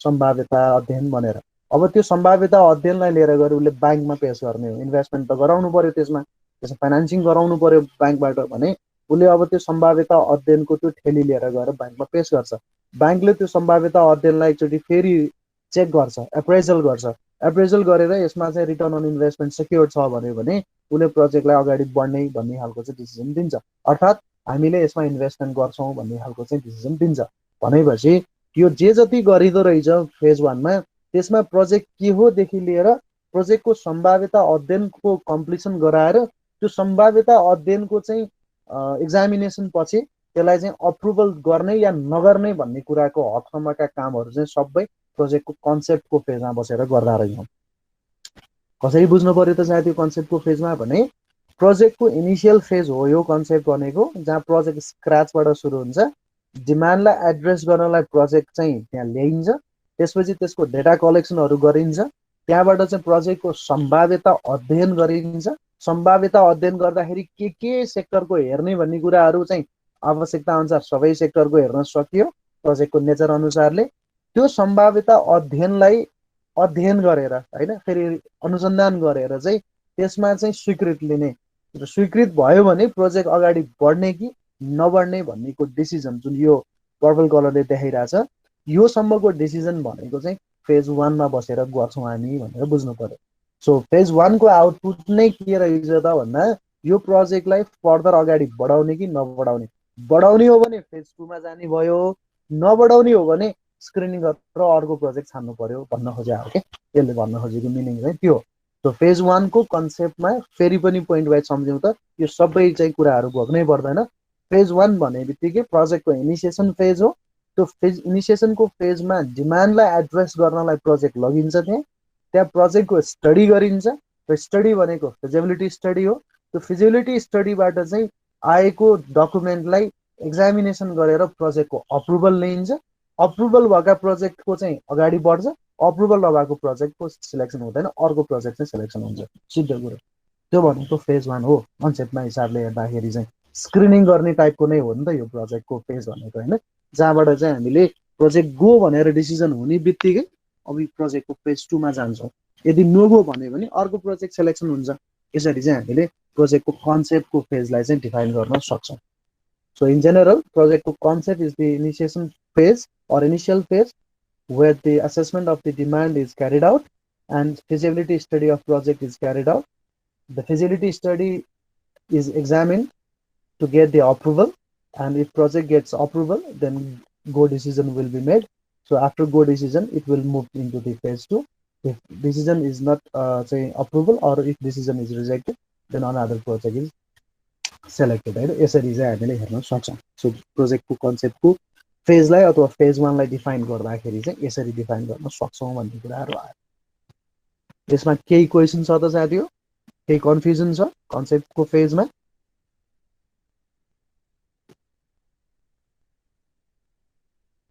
छैन है यसमा कुनै खालको कन्फ्युजन छैन हामीले कन्सेप्टको फेजमा के गर्ने रहेछ भन्ने कुराहरू चाहिँ हेर्न सक्नु पर्यो होइन सो यसलाई रिलेट गर्ने भनेको त्यही नै विषयहरूबाट हो है कसरी जाने त भन्ने कुरामा सो अब मानौँ कि कन्सेप्टको फेजबाट अप्रुभल भएको प्रोजेक्ट अर्थात् प्रोजेक्ट चाहिँ गो भनेर डिसिजन गर्छ भन्यो भने अब हामी फेज टूमा जान्छौँ र फेज टूको डेभलपमेन्टको फेजमा चाहिँ के गर्छौँ भनेर हेर्दाखेरि चाहिँ डेभलपमेन्टको फेजमा जब अब प्रोजेक्ट गो भनेर डिसिजन गऱ्यौँ हामीले अब प्रोजेक्टको गो भनेर डिसिजन भयो अब डिसाइड भएको प्रोजेक्टको चाहिँ अब विस्तृत अध्ययन गर्नु पर्यो है पहिला त सम्भाव्यता अध्ययन मात्रै गरे हो सम्भावना छ कि छैन भनेर मात्रै सम्भावना छ भनेपछि अब त्यो सम्भावना भएको कुरालाई त कसरी एक्जिक्युट गर्ने भनेर त्यसको त विस्तृत इन्जिनियरिङ अनुसन्धान गर्नुपर्ने भयो। पहिला त सम्भावना मात्रै चेक गरेको हो। सम्भावना छ भनेपछि सम्भावित अब त्यो प्रोजेक्टलाई त्यसको विस्तृत चाहिँ के गर्नु पर्यो, प्रतिवेदन, प्राविधिक प्रतिवेदन तयार गर्नु पर्यो। भनेपछि जब अब सेकेन्ड फेजमा जान्छ, सेकेन्ड फेजमा गइसकेपछि प्रोजेक्टको चाहिँ प्लानिङ, त्यसै गरी डिजाइन, त्यसै गरी प्रोक्योरमेन्टसँग रिलेटेड कामहरू चाहिँ सबै यसमा बसेर गर्छौँ हामीले। प्लानिङसँग रिलेटेड कुरा, प्रोक्योरमेन्टसँग रिलेटेड कुरा, डिजाइनसँग रिलेटेड कुराहरू त्यो सबै चाहिँ डेभलपमेन्टको फेजमा बसेर गर्छौँ यसमा। अब युजल्ली चाहिँ यही फेज 2 लाई चाहिँ दुईटा फेजमा चाहिँ बाँडफाँड गरिन्छ, जुन प्रोजेक्ट इन्जिनियरिङ किताबमा पनि हेर्न सक्नुहुन्छ साथीहरूले। त्यो डेभलपमेन्टको फेजलाई चाहिँ दुईटा पार्टमा बाँडेर 5वटा फेज बनाएको हो। एउटा डेभलपमेन्टको फेज, एउटा प्लानिङ फेज, अर्कोलाई इन्जिनियरिङ एन्ड डिजाइन भनेर भन्छ। त्यसरी इन्जिनियरिङ एन्ड डिजाइन र प्लानिङ चाहिँ एब्सोल्युटली दुईटा छुट्टा छुट्टै बस्दैन क्या पूर्वाधारको योजनामा। त्यही कारणले हामीले डेभलपमेन्ट भित्रै हाल्नुपर्छ भनेर मैले 4वटा फेजमा चाहिँ त्यसलाई चाहिँ खुम्च्याउँछु होइन। अब प्रोजेक्टको डेभलपमेन्ट फेजमा चाहिँ हेर्ने हो भने के हुन्छ त भन्दाखेरि यो चाहिँ सेकेन्ड फेज हो, त्यसमा सँगै भएन। कन्सेप्टको फेजबाट चाहिँ प्रोजेक्टको गो भनेर जुन डिसाइड गरेर आयो प्रोजेक्टलाई, त्यो डिसाइड भएर आएको प्रोजेक्टको चाहिँ डेभलपमेन्टको फेजमा आएर हामीले त्यो प्रोजेक्टको चाहिँ प्लानिङको कामहरू गर्छौँ, त्यो प्रोजेक्टमा डिजाइनको कामहरू गर्छौँ, त्यसपछि त्यो प्रोजेक्टमा प्रोक्योरमेन्टको कामहरू गर्छौँ। भनेपछि यसमा डिजाइन एन्ड ड्रइङमा के गर्छौँ त भन्दा अब त्यसको चाहिँ विस्तृत नापजाँच गरेर आर्किटेक्चरल डिजाइन, स्ट्रक्चरल डिजाइन, त्यसको चाहिँ विभिन्न चाहिँ अरू अन्य डिजाइनहरूको डिटेल निकाल्छौँ। डिजाइन पछि त्यहाँबाट ड्रइङ्स निकाल्छौँ, कस्तो काम गर्नुपर्ने त्यसको स्पेसिफिकेसन्सहरू निकाल्छौँ, त्यसको कति क्वान्टिटीको काम गर्नुपर्ने रहेछ र त्यसको कस्ट निकाल्छौँ। यो सबैहरू भनेको यसलाई एउटै भाषामा बोल्न सकिन्छ, त्यो भनेको चाहिँ preparation of detail project report, DPR. DPR भन्छ नि, एकदम अफवाह फैलाएको छ नि अहिले नेपालमा होइन, डिपिआर। यो डिपिआर तयार गर्ने भनेको कन्सेप्ट चाहिँ कुन फेजमा त भन्दा फेज 2 मै हो। डिपिआर भन्ने बित्तिकै के बुझ्नु पर्यो भने त्यहाँ design, drawings, cost estimate, planning, यी सबै कुराहरू चाहिँ दस्तावेजहरू बन्छन् होइन। नक्साहरू जे चाहिने हो त्यो सबै कुराहरू चाहिँ डिटेल प्रोजेक्ट रिपोर्टमा आउँछ। अब त्यो डिटेल प्रोजेक्ट रिपोर्ट आइसकेपछि त्यसको आधारमा चाहिँ हामीले त्यो काम गर्न सक्ने हैसियत भएको, क्षमता भएको कन्ट्र्याक्टर पनि सेलेक्सन गर्ने हो। यही फेजमा बसेर गर्ने हो। त्यसैलाई चाहिँ प्लानिङ एन्ड प्रोक्योरमेन्ट भनेर भन्छौँ, जसमा चाहिँ हामीले कन्ट्र्याक्टका टर्म्स एन्ड कन्डिसन्सहरू बनाउने, कस्तो खालको कन्ट्र्याक्टर चाहिँ सेलेक्सन गर्ने रहेछ, त्यसमा चाहिँ बिडिङ डकुमेन्ट अथवा प्रोक्योरमेन्टको डकुमेन्ट तयार गर्ने र त्यसपछि त्यहाँ बिडिङ सुरु गर्ने, टेन्डरिङ निकाल्ने।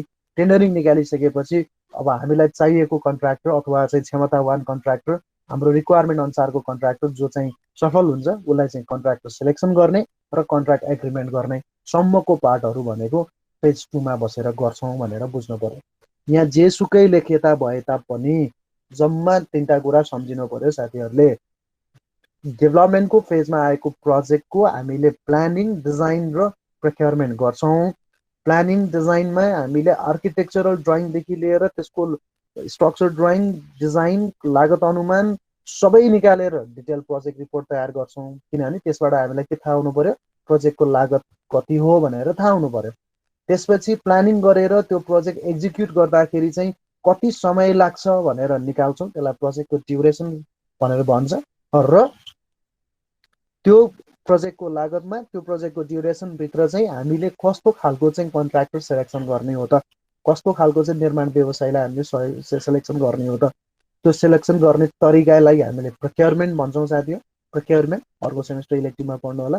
कन्ट्र्याक्ट गर्नलाई त्यो प्रोक्योरमेन्ट हो। त्यो प्रोक्योरमेन्ट गर्दाखेरि चाहिँ त्यसको क्राइटेरियाहरू राखिन्छ। त्यो क्राइटेरियामा इभ्यालुएसन र क्वालिफिकेसनका क्राइटेरिया हुन्छ कन्ट्र्याक्टरको। त्यो सबैलाई चाहिँ पास गर्ने जुन कन्ट्र्याक्टर हो त्यो कन्ट्र्याक्टरलाई चाहिँ हामीले सेलेक्सन गर्छौँ र त्योसँग कन्ट्र्याक्ट एग्रिमेन्ट गर्छौँ।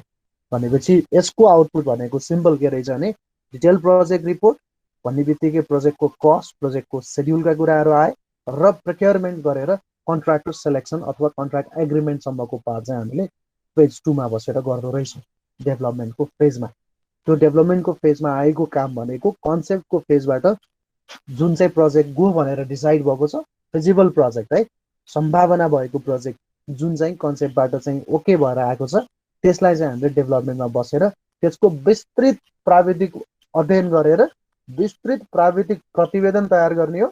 विस्तृत प्राविधिक प्रतिवेदन भन्ने बित्तिकै दुईटा कुरा हुनु पर्यो त्यसमा एउटा प्रोजेक्टको ड्युरेसन कति, अर्को प्रोजेक्टको लागत कति, कस्ट कति, र त्यसै गरी प्रोजेक्टको चाहिँ एक्जिक्युट गर्नको लागि चाहिने निर्माण व्यवसाय अथवा कन्ट्र्याक्टर सेलेक्सन गर्ने भनेको चाहिँ प्रोक्योरमेन्ट हो। त्यहाँबाट चाहिँ हामीले कन्ट्र्याक्ट अवार्ड पनि गर्छौँ। अब यति गरिसकेपछि अब डेभलपमेन्टको फेजबाट हामी जाने हो भने अबको फेज भनेको एक्जिक्युसनको फेजमा हो। एक्जिक्युसनको फेजमा जाँदाखेरि चाहिँ हामीले के गर्छौँ त भन्दा अब यो भनेको रियल चाहिँ फिल्डमा त्यसको काम गर्नु हो। डिपिआरमा भने अनुसारको, ड्रइङमा देखाए अनुसारको, बिल अफ क्वान्टिटीमा भने अनुसारको क्वान्टिटीको र स्पेसिफिकेसनमा तोके अनुसारको क्वालिटीको काम चाहिँ हामीले एक्जिक्युसनको फेजमा गर्ने हो।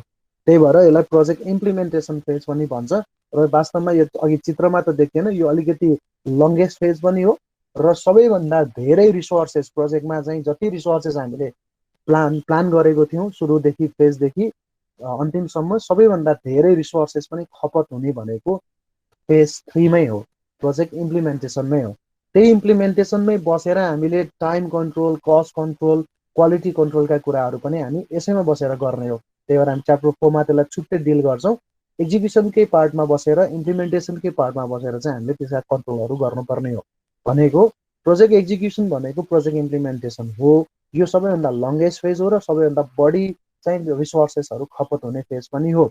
यसमा हामी गर्नुपर्ने कुरा चाहिँ के हो त भन्दा डिटेल प्रोजेक्ट रिपोर्ट जुन अगाडि बनेको छ, त्यो डिटेल प्रोजेक्ट रिपोर्टमा भएका पेपर वर्कलाई चाहिँ रियल फिल्डमा एप्लाई गर्ने हो। फिजिकल्ली त्यहाँ चित्रमा जे देखाएको छ, जत्रो खाल्डो खन्नुपर्ने हो, जत्रो वाल लाउनु पर्ने हो, जति चाहिँ लेन्थको गर्नुपर्ने हो, जति क्वान्टिटीको गर्नुपर्ने हो, त्यति नै चाहिँ रियल फिल्डमा एक्जिक्युट गर्ने हो। त्यो कतिको गर्नको लागि चाहिँ सेलेक्सन गरेको कन्ट्र्याक्टर हामीले यहाँ सेलेक्सन गऱ्यौँ नि त हो। त्यसैले चाहिँ अब एक्जिक्युसनको फिल्डमा काम गर्नु भयो भनेको this phase includes application of paper work अर्थात् DPR physically in the real field. Real फिल्डमा फिजिकल्ली त्यसलाई उतार्ने काम चाहिँ हामीले एक्जिक्युसनको पार्टमा बसेर गर्छौँ भनेर भन्यो।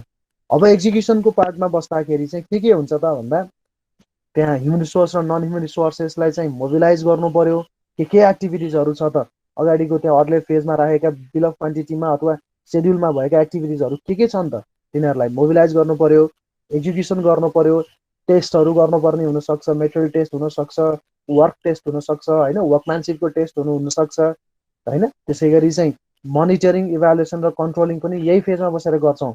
भनेको प्लान गरे अनुसारको कुन दिन कुन मितिमा कति काम सकाउने भनेर प्लानिङ गरेको कुरा अहिले रियल फिल्डमा चाहिँ एक्जिक्युट गर्ने क्रममा चाहिँ कति प्रोग्रेस प्राप्ति भइरहेछ त, त्यसको आधारमा प्रोजेक्टको टाइम, कस्ट र क्वालिटी ट्र्याकमा छ कि छैन, त्यो ट्र्याकमा छ कि छैन भनेर मेजर गर्नलाई मोनिटरिङ गर्नु पर्यो। त्यसलाई चाहिँ प्लानिङसँग कम्पेयर गरेर इभ्यालुएसन गर्नु पर्यो। अनि कम्पेयर गर्दाखेरि चाहिँ हाम्रो प्लान अनुसारै ठिक छ भन्यो भने ट्र्याकमा छ भनेर बुझिन्छ, होइन हाम्रो प्लान भन्दा चाहिँ फरक हिसाबले एक्जिक्युट भइरहेछ भन्यो भने त्यसलाई कन्ट्रोलिङ गर्नु पर्यो। टाइम कसरी कन्ट्रोल गर्ने, कस्ट कसरी कन्ट्रोल गर्ने, ज्यादा खर्च भइरहेछ भने प्रोजेक्टको लागत बढ्न जान्छ, टाइम चाहिँ ढिला भयो भने प्रोजेक्टको बेनिफिसियरिजले पाउने बेनिफिट चाहिँ ढिला प्राप्त हुन्छ। यस्ता कुराहरू भनेको त्यसलाई चाहिँ कन्ट्रोलिङ गर्नु पर्यो। त्यो पार्ट पनि हामीले यही फेजमा बसेर गर्छौँ। यसको डिटेल भनेकै हामीले च्याप्टर 4 मा हेर्ने हो। त्यसपछि सुपरभिजन गर्नु पर्यो वर्क्समा, अनि केही इस्युजहरू आयो भने त्यसलाई रिजल्भ गर्नु पर्यो र त्यसको रिस्क म्यानेजमेन्टहरू सबै गरेर चाहिँ प्रोजेक्टको एक्जिक्युसनको पार्टमा सकिसकेपछि यसको अन्तिम आउटपुट भनेको के हो त भन्दा यो फेज सकेपछि प्रोजेक्ट कम्प्लिसन हुन्छ भन्ने बुझ्नु पर्यो। प्रोजेक्ट चाहिँ कम्प्लिसन हुन्छ। कम्प्लिसन अफ द प्रोजेक्ट भनेको चाहिँ यसको चाहिँ आउटपुट हो। त्यसरी चाहिँ हामीले कम्प्लिसन अफ प्रोजेक्टको रूपमा हेर्नुपर्ने हुन्छ है, completion of project. So phase 3 मा चाहिँ के भयो त भन्दाखेरि प्रोजेक्ट एक्जिक्युसनमा गयो।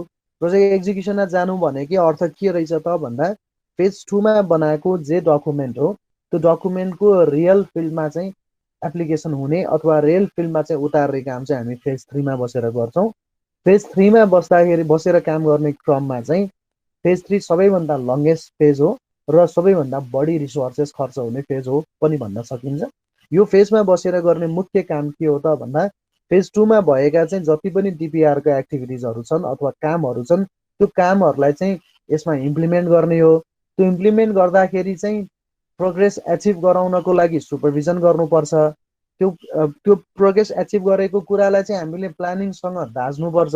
कम्पेयर गर्नुपर्छ र प्रोजेक्टलाई चाहिँ ट्र्याकमा राख्ने कामहरू फेज 3 मै बसेर गर्छौँ र फेज 3 मा आइपरेका जति पनि चाहिँ जोखिमका कुराहरू छन् जति पनि चाहिँ सवालका कुराहरू छन् प्रब्लमका कुराहरू छन् ती सबै कुराहरूलाई हामीले फेज 3 मै बसेर त्यसलाई चाहिँ रिकभर गर्दै जाने त्यसलाई रेस्पोन्स गर्दै जाने त्यसको म्यानेज गर्दै जाने र अन्तिममा चाहिँ तोकिएको समयभित्र चाहिँ प्रोजेक्टको चाहिँ आउटपुटलाई डेलिभर गर्नको लागि कम्प्लिसन गर्ने भन्ने पार्ट चाहिँ फेज 3 मा बसेर गर्छौँ भनेर बुझ्नु पर्यो सो फेज 3 भनेको के रहेछ त भन्दा application of the paper work into the real field अर्थात् प्रोजेक्टको इम्प्लिमेन्टेसन हो रिसोर्सेस सबैभन्दा बढी खर्च हुन्छ र टाइम पनि लाग्छ यसलाई यो फेजमा बसेर काम गर्दाखेरि चाहिँ हामीले प्रोजेक्टमा एक्जिक्युसन गर्ने क्रममा प्रोग्रेस एचिभ हुने क्रममा चाहिँ त्यसको मोनिटरिङ इभ्यालुएसन र कन्ट्रोलिङ गर्नुपर्छ र त्यसै गरी प्रोजेक्टको सुपरभिजनहरू गर्नुपर्छ र प्रोजेक्टलाई चाहिँ ट्र्याकमा राख्नुपर्छ र तोकिएको समयभित्र चाहिँ हामीले प्रोजेक्टलाई चाहिँ कम्प्लिसन हुन्छ भन्ने चाहिँ फेज 3 को चाहिँ मान्यता हो सो र फेज 3 को आउटपुट चाहिँ के हो त भन्दा फेज 3 को आउटपुट भनेको प्रोजेक्टलाई कम्प्लिसन गराउँछ यसले अर्थात् कम्प्लिसन अफ प्रोजेक्ट चाहिँ यसको एचिभ हुने भयो हैन जस्तै फेज 1 मा project go no go decision भने जस्तै फेज 2 मा डिपिआर र कन्ट्र्याक्ट अवार्ड भने जस्तै फेज 3 को चाहिँ आउटपुट के हो त भन्दा कम्प्लिसन अफ प्रोजेक्ट हो प्रोजेक्ट चाहिँ यहाँ चाहिँ सकिन्छ है एक्टिभिटी चाहिँ सकिन्छ अब यो सकिसकेपछि अब फेज 4 मा जान्छौँ अफ प्रोजेक्ट भनेको पुरै फेज एन्ड हुने भनेको होइन है कम्प्लिसन अफ प्रोजेक्ट भनेको अर्थ भनेको त्यसको चाहिँ वर्कहरू सकिन्छ भनेको एक्टिभिटिजहरू सकिन्छ भनेर भने अझ बुझिन्छ कम्प्लिसन अफ प्रोजेक्ट भनेर चाहिँ भन्दा त्यति चाहिँ सुहाएन होइन कम्प्लिसन अफ वर्क एक्टिभिटिज भन्ने कुराहरू चाहिँ हामीले हेर्न सक्छौँ अथवा सब्सटेन्सियल कम्प्लिसन अफ प्रोजेक्ट भनेर पनि भन्न सकिन्छ यो चाहिँ सार्वभौत रूपमा अब प्रोजेक्ट सकिन लाग्यो भन्ने कुरा चाहिँ बुझ्न सकिन्छ तर ह्यान्डओभर नभइकन प्रोजेक्ट त कम्प्लिट त भएन र कम्प्लिसन अफ दि प्रोजेक्ट भनेर बुझ्नलाई पनि समस्या चाहिँ भएन सो अब फेज 3 को पछि हामी फेज 4 मा जान्छौँ फेज 4 मा गइसकेपछि चाहिँ फेज 4 भनेको ट्रान्सफर हो अर्थात् फिनिस हो यो भनेको प्रोजेक्ट चाहिँ फेज इन हुन्छ यहाँ गएर प्रोजेक्टको लाइफ साइकलको फेज इन हुन्छ यसलाई टर्मिनेसन पनि भन्छौँ प्रोजेक्ट फिनिस गर्ने पनि भन्छौँ प्रोजेक्ट क्लोज आउट पनि भन्छौँ यसमा चाहिँ मुख्य गरेर हामी के गर्छौँ त भन्दाखेरि त्यसमा अब केही टेस्ट गर्नु पर्यो भने फाइनल टेस्टिङहरू गर्छौँ प्रोजेक्टको मूल्याङ्कन गर्नु पर्यो भने प्रोजेक्ट इभ्यालुएसन हुने भयो प्रोजेक्ट कसलाई बनाइएको छ उसलाई चाहिँ ह्यान्डओभर गर्ने भयो हस्तान्तरण गर्ने भयो र प्रोजेक्टको कम्प्लिसनको रिपोर्टहरू तयार गर्ने र यसको अर्थ भनेको चाहिँ फेसिलिटी अफ बेनिफिसियरीलाई ट्रान्सफर गर्ने हो अर्थात् जसलाई हामीले चाहिँ प्रोजेक्ट बनाएको थियौँ जसले चाहिँ यो प्रोजेक्टलाई उपभोग गर्ने हो अथवा यो जसले यो प्रोजेक्टलाई सञ्चालन गर्ने हो त्यो सञ्चालन गर्ने लाभान्वित वर्गलाई अथवा जसलाई प्रोजेक्ट चाहिएको थियो चाहे त्यो क्लाइन्ट होस् उसलाई चाहिँ प्रोजेक्टको आउटपुट अथवा फेसिलिटी चाहिँ जे बनेको फेसिलिटी हो त्यसलाई ट्रान्सफर गर्ने भनेको चाहिँ फेज ट्रान्सफर हो त्यही भएर फेज 4 मा चाहिँ हामी प्रोजेक्टको चाहिँ ट्रान्सफर फेज अथवा फेज एन्डको फेज भनेर भन्छौँ बनेको प्रोजेक्ट जुन फेज 3 मा बनेको प्रोजेक्ट छ त्यो प्रोजेक्टकोलाई चाहिँ ह्यान्डओभर गर्ने हस्तान्तरण गर्ने काम चाहिँ हामी फेज 4 मा बसेर गर्छौँ त्यसलाई हामीले फेसिलिटीको ट्रान्सफर भनेर भन्छौँ अर्थात् फेज 4 भनेको चौथो फेज रहेछ र अन्तिम फेज रहेछ त्यो अन्तिम फेजमा चाहिँ जे बनेको छ त्यो प्रोजेक्टलाई चाहिँ हामीले ट्रान्सफर गर्ने ह्यान्डओभर गर्ने फाइनल प्रोजेक्ट रिपोर्ट निकाल्ने अब त्यसको चाहिँ चेक जाँच गर्नु पर्यो टेस्टिङहरू गर्नु पर्यो भने लास्ट टेस्टिङ पनि गरिदिने र भेरिफाई गरेर चाहिँ जे बनेको फेसिलिटी छ त्यो फेसिलिटीलाई चाहिँ ट्रान्सफर गरिदिने कसलाई त भन्दा बेनिफिसियरिजलाई अथवा त्यो प्रोजेक्ट जसले अपरेट गर्ने हो अब जसले ओनरसिप लिने हो त्यसलाई चाहिँ फेसिलिटी ट्रान्सफर गरिदिनेलाई चाहिँ हामीले फेज 4 मा बसेर हेर्न सक्छौँ र यसलाई चाहिँ फिनिस भनेर भन्छौँ यो भनेको फेज एन्ड हुन्छ यहाँ पछि चाहिँ प्रोजेक्टको फेज एन्ड सक्यो र त्यो प्रोजेक्टको लाइफ साइकल फेज चाहिँ त्यहीबाट सकिन्छ भन्ने कुरा हो त्यसपछि फेरि फेज एन्ड पछाडि फेरि अर्को प्रोजेक्ट कन्सेप्ट त्यसै गरी सुरु हुन्छ त्यसरी डेभलपमेन्ट हुन्छ त्यसरी एक्जिक्युसन हुन्छ त्यसरी ट्रान्सफर हुन्छ भनेर हामीले बुझाउन सकिन्छ त्यही भएर यो फेज भनेको चाहिँ फेसिलिटी ट्रान्सफर भयो फेज 4 मा आएर चाहिँ भनेपछि एकचोटि फेरि सरसर्ती हेरौँ त साथी हो कन्सेप्टबाट सुरु भएको प्रोजेक्ट हामीले कन्सेप्टमा प्रोजेक्ट स्क्रैचबाट सुरु भएको थियो र त्यो डिमान्डको एसेसमेन्ट गर्नेदेखि लिएर त्यसमा चाहिँ मेन भनेकै सबै कुरा लेखिराख्नु पर्दैन है साथीहरु फेज 1 भन्ने बित्तिकै कन्सेप्ट भन्ने बित्तिकै डिमान्डको एसेसमेन्ट हुने भयो डिमान्डको डिटेल चाहिँ डिमान्डको एसेसमेन्ट हुने भयो प्रोजेक्टको फिजिबिलिटी स्टडी गर्ने भयो र फिजिबिलिटी स्टडीको प्रोजेक्टलाई चाहिँ रिएक्जामिन गरेर प्रोजेक्टमा चाहिँ अगाडि बढ्ने कि नबढ्ने डिसिजन चाहिँ कन्सेप्टमा बसेर गर्छ अगाडि बढेको प्रोजेक्टलाई फेज 2 मा लैजान्छौँ फेज 2 मा हामीले त्यसको विस्तृत प्राविधिक प्रतिवेदन तयार गर्ने हो डिटेल प्रोजेक्ट रिपोर्ट तयार गरेपछि त्यसबाट प्रोजेक्टको कस्ट आउँछ प्लानिङ गरेपछि त्यसबाट चाहिँ प्रोजेक्टको ड्युरेसन आउँछ र प्रोक्योरमेन्टबाट चाहिँ त्यो प्रोजेक्ट कसले एक्जिक्युट गर्ने हो त्यो कन्ट्र्याक्टर सेलेक्सन भएर एग्रिमेन्ट गर्छौँ फेज 2 मा फेज 3 सबैभन्दा लङ्गेस्ट फेज र बढी रिसोर्सेस खर्च हुने फेज हो। यो फेजमा बसेर चाहिँ हामीले प्रोजेक्टमा यो फेज 2 मा दिएको डिपिआरमा भएका जे जति एक्टिभिटिजहरू छ त्यसको चाहिँ रियल फिल्डमा इम्प्लिमेन्ट गर्ने हो। त्यो इम्प्लिमेन्ट गर्ने क्रममा त्यो प्रोजेक्टलाई चाहिँ ट्र्याकमा राख्नुपर्ने हुन्छ। प्रोजेक्ट चाहिँ प्रोग्रेसको मोनिटरिङ चाहिँ टाइम एन्ड अगेन गर्नैपर्छ, सुपरभिजन गर्नुपर्छ। केही इस्युजहरू र रिस्क आयो भने त्यसलाई पनि म्यानेज प्यारलली साइमल्टेनियसली गर्दै गएर प्रोजेक्टलाई चाहिँ कम्प्लिसन गर्ने हो फेज 3 भनेको। कम्प्लिसन भएको प्रोजेक्टलाई फेज 4 मा गएर हामीले त्यसको टेस्टिङहरू, फाइनल टेस्टिङ, इभ्यालुएसनहरू गर्नु पर्यो, अन्तिममा फाइनल रिपोर्टहरू तयार गर्नु पर्यो भने त्यो गर्ने र प्रोजेक्टलाई चाहिँ ह्यान्डओभर गर्ने हो, हस्तान्तरण गर्ने हो। प्रोजेक्ट ह्यान्डओभर गरिसकेपछि फेसिलिटीको ट्रान्सफर हुन्छ र ट्रान्सफर भइसकेपछि अब प्रोजेक्ट चाहिँ फर्मल्ली चाहिँ हामीले एन्ड गर्छौँ भन्ने कुरा चाहिँ फेज 4 मा आउने भयो। अब अघिको सुरुको चित्रमा हेर्दाखेरि चाहिँ हामीले यो रातो लाइनको लागि त डिफाइन गऱ्यौँ, यो 4वटा फेज पनि डिफाइन गऱ्यौँ, तर यो जुन निलो लाइन छ यो रिस्क एन्ड अनसर्टेनिटिज, त्यसलाई अलिकति व्याख्या गरौँ। प्रोजेक्टमा रिस्क एन्ड अनसर्टेनिटिज हुन्छ है। रिस्क एन्ड अनसर्टेनिटिज किन हुन्छ भन्दा सुरुमा प्रोजेक्टलाई हामीले चिने हुँदैनौँ, बुझ्या हुँदैनौँ। त्यो चिनेको र बुझेको नभएको कारणले गर्दा जोखिम बढी हुन्छ। जति जति फेज पार गर्दै जान्छ प्रोजेक्टले, यहाँबाट पार गर्दै जान्छ, किनभने यहाँ सुरुमा प्रोजेक्टको बारेमा त्यति बुझेकै हुँदैन, प्रोजेक्टको बारेमा त्यति हामीलाई जानकारी नै हुँदैन। प्रोजेक्ट टिमलाई प्रोजेक्ट के हो, कस्तो हो भन्ने कुराको, प्रोजेक्टमा वास्तविक के हुनुपर्छ लगायतका कुराहरूको बारेमा विज्ञता हासिल भएकै हुँदैन होइन। जति जति प्रोजेक्टले फेज पार गर्दै जान्छ त्यति त्यति प्रोजेक्ट टिमले प्रोजेक्टलाई बुझ्ने मौका पनि पाउँदै जान्छ होइन। त्यसले गर्दाखेरि चाहिँ बिस्तारै चाहिँ जति जति प्रोजेक्ट चाहिँ फेज पार गर्दै जाँदाखेरि रिस्क एन्ड अनसर्टेनिटिज, जुन पहिला नदेखेका रिस्क एन्ड अनसर्टेनिटिजका कुराहरू चाहिँ देखिन थाल्छ, सतहमा आउन थाल्छ। आइसकेपछि जे देखिन्छ त्यो देखिएको कुरालाई चाहिँ व्याख्या गर्न सकिन्छ क्या। अब which can be defined can be manage होइन। जे देखेको कुरालाई जे जसरी व्याख्या गर्न सकिन्छ, व्याख्या हुने चाहिँ कुनै पनि चिजलाई हामीले त्यसलाई कसरी व्यवस्थापन गर्ने भनेर हेर्छौँ। त्यही भएर इनिसियल्ली चाहिँ रिस्क एन्ड अनसर्टेनिटिज हाई हुने भयो जाति हो। त्यसपछि प्रोजेक्टले फेज पार गर्दै जाँदाखेरि चाहिँ प्रोजेक्टको रिस्क एन्ड अनसर्टेनिटिज चाहिँ घट्दै जान्छ भनेको अर्थ त्यसलाई म्यानेज गर्दै जान सक्छौँ हामीले भनेर भनेको। तर प्रोजेक्टको रिस्क एन्ड अनसर्टेनिटिज चाहिँ हामीले जति कुरा गरे पनि जेरो चाहिँ हुँदैन। किन हुँदैन भने प्रोजेक्ट चाहिँ लेट अस सपोज कि हामीले सक्सेसफुल्ली डेलिभर गऱ्यौँ भने पनि भोलि अपरेसन गर्ने क्रममा चाहिँ प्रोजेक्ट बन्द हुन सक्ने, त्यसमा चाहिँ अन्य चाहिँ जोखिमका कुराहरू चाहिँ हुन सक्ने भएको कारणले प्रोजेक्ट सकिने बित्तिकै जोखिम सकिने भनेर चाहिँ होइन। त्यही भएर यसलाई जेरोको रूपमा चाहिँ ट्रिट गर्दैनौँ हामीले।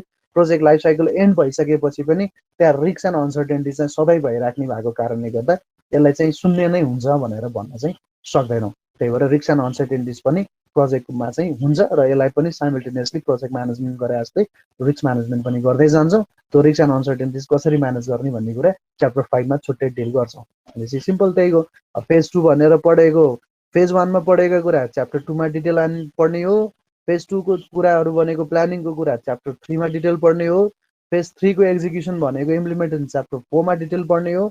अनि रिस्क एन्ड अनसर्टेनिटिजलाई भनेको कुरा च्याप्टर 5 मा पढ्ने हो। यसरी चाहिँ हाम्रो प्रोजेक्ट इन्जिनियरिङको च्याप्टर वाइज चाहिँ प्रोजेक्टको लाइफ साइकल पेजेससँगै रिलेटेड चाहिँ छ। त्यसरी चाहिँ बुझ्नुपर्छ हामीले है त। ओके, सो अब कन्सेप्चुअली बिल अफ क्वान्टिटीको बारेमा अलिकति भन्ने। केमा अरे साथी हो?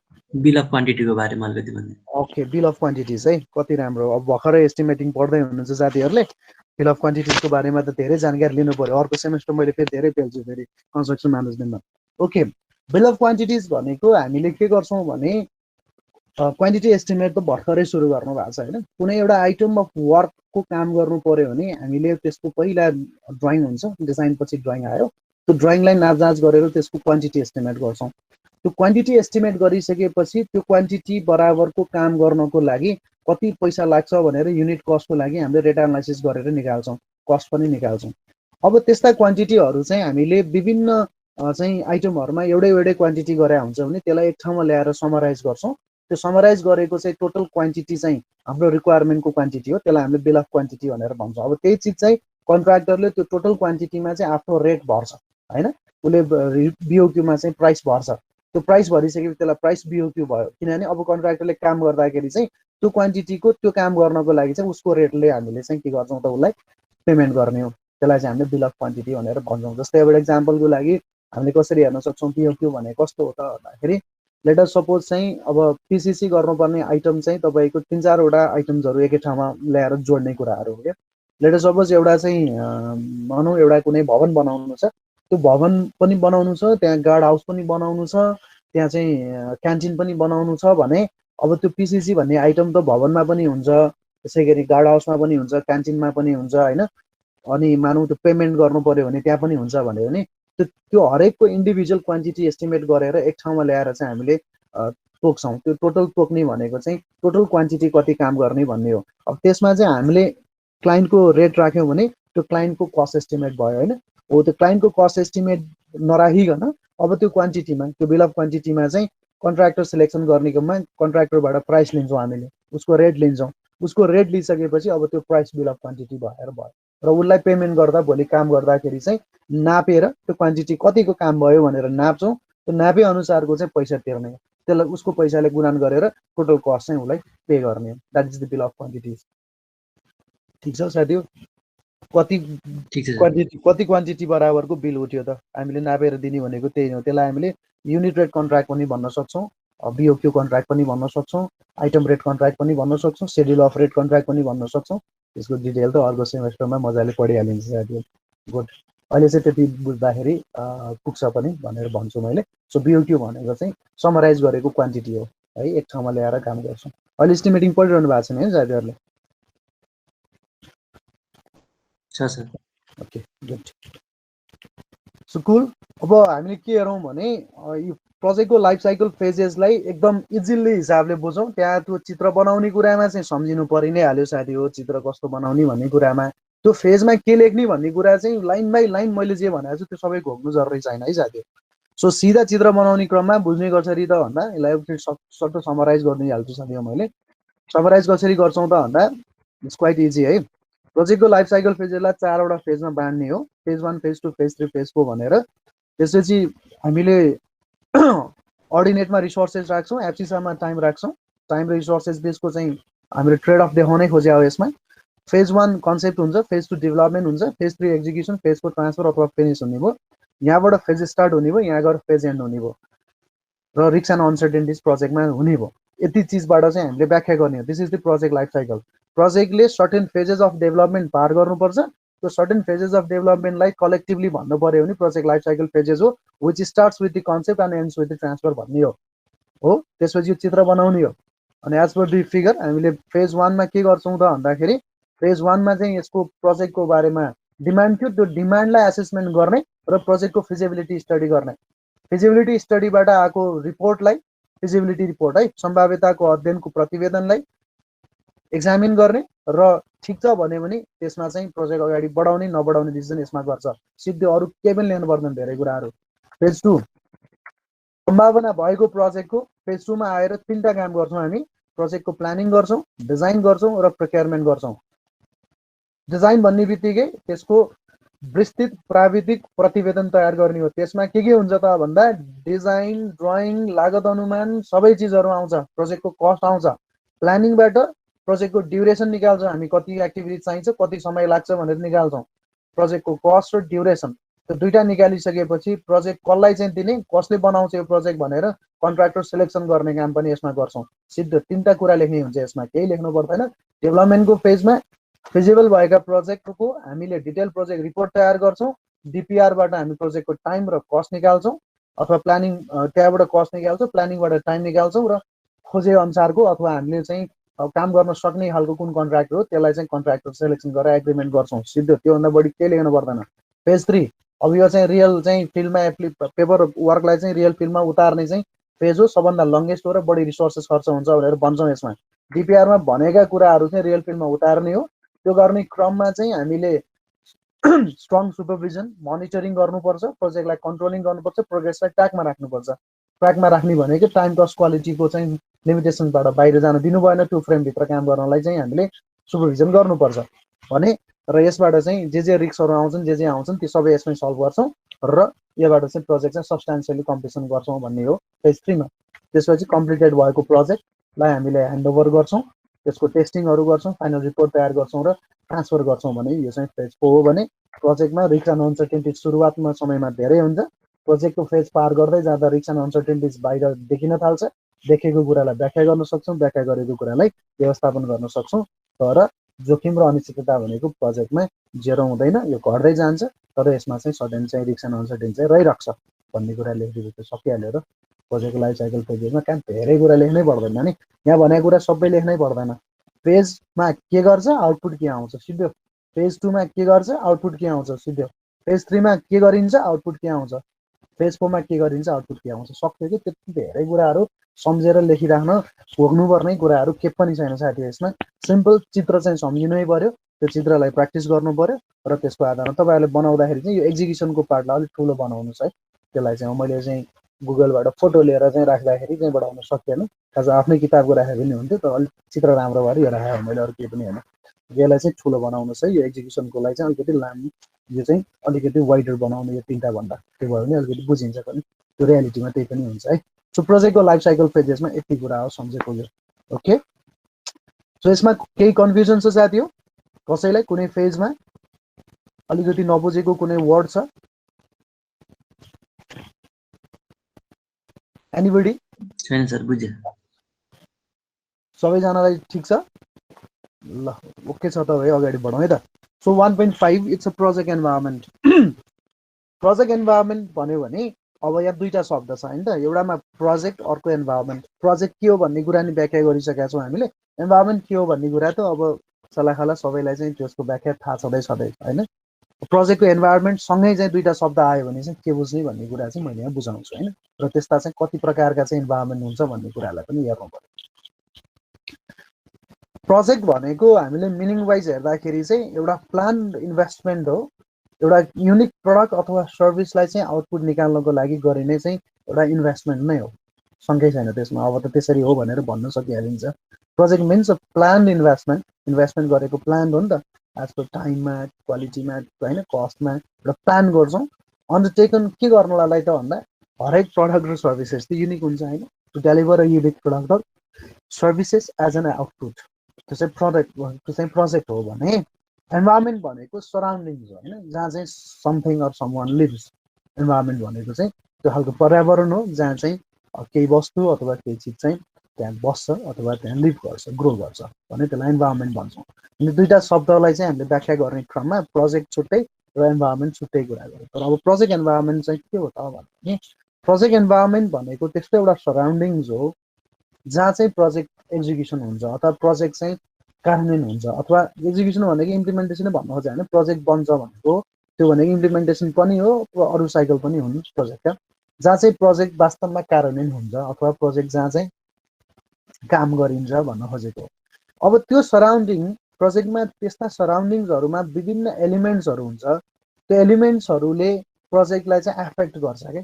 कति एलिमेन्ट्सले प्रोजेक्टलाई चाहिँ सपोर्ट गर्छ भने कतिले चाहिँ एफेक्टहरू गर्ने क्रममा चाहिँ नेगेटिभली एफेक्ट गर्छ। एफेक्ट दुईटै हिसाबले हुन्छ, पोजिटिभली पनि एफेक्ट गर्छ भने नेगेटिभली पनि एफेक्ट गर्छ होइन। त्यो एफेक्ट गर्ने चाहिँ जे जति चाहिँ एलिमेन्ट्सहरू छन् त्यो एलिमेन्ट्सहरू भएको चाहिँ सराउन्डिङ्सलाई प्रोजेक्ट एन्भाइरोमेन्ट भनेर भन्छौँ हामीले।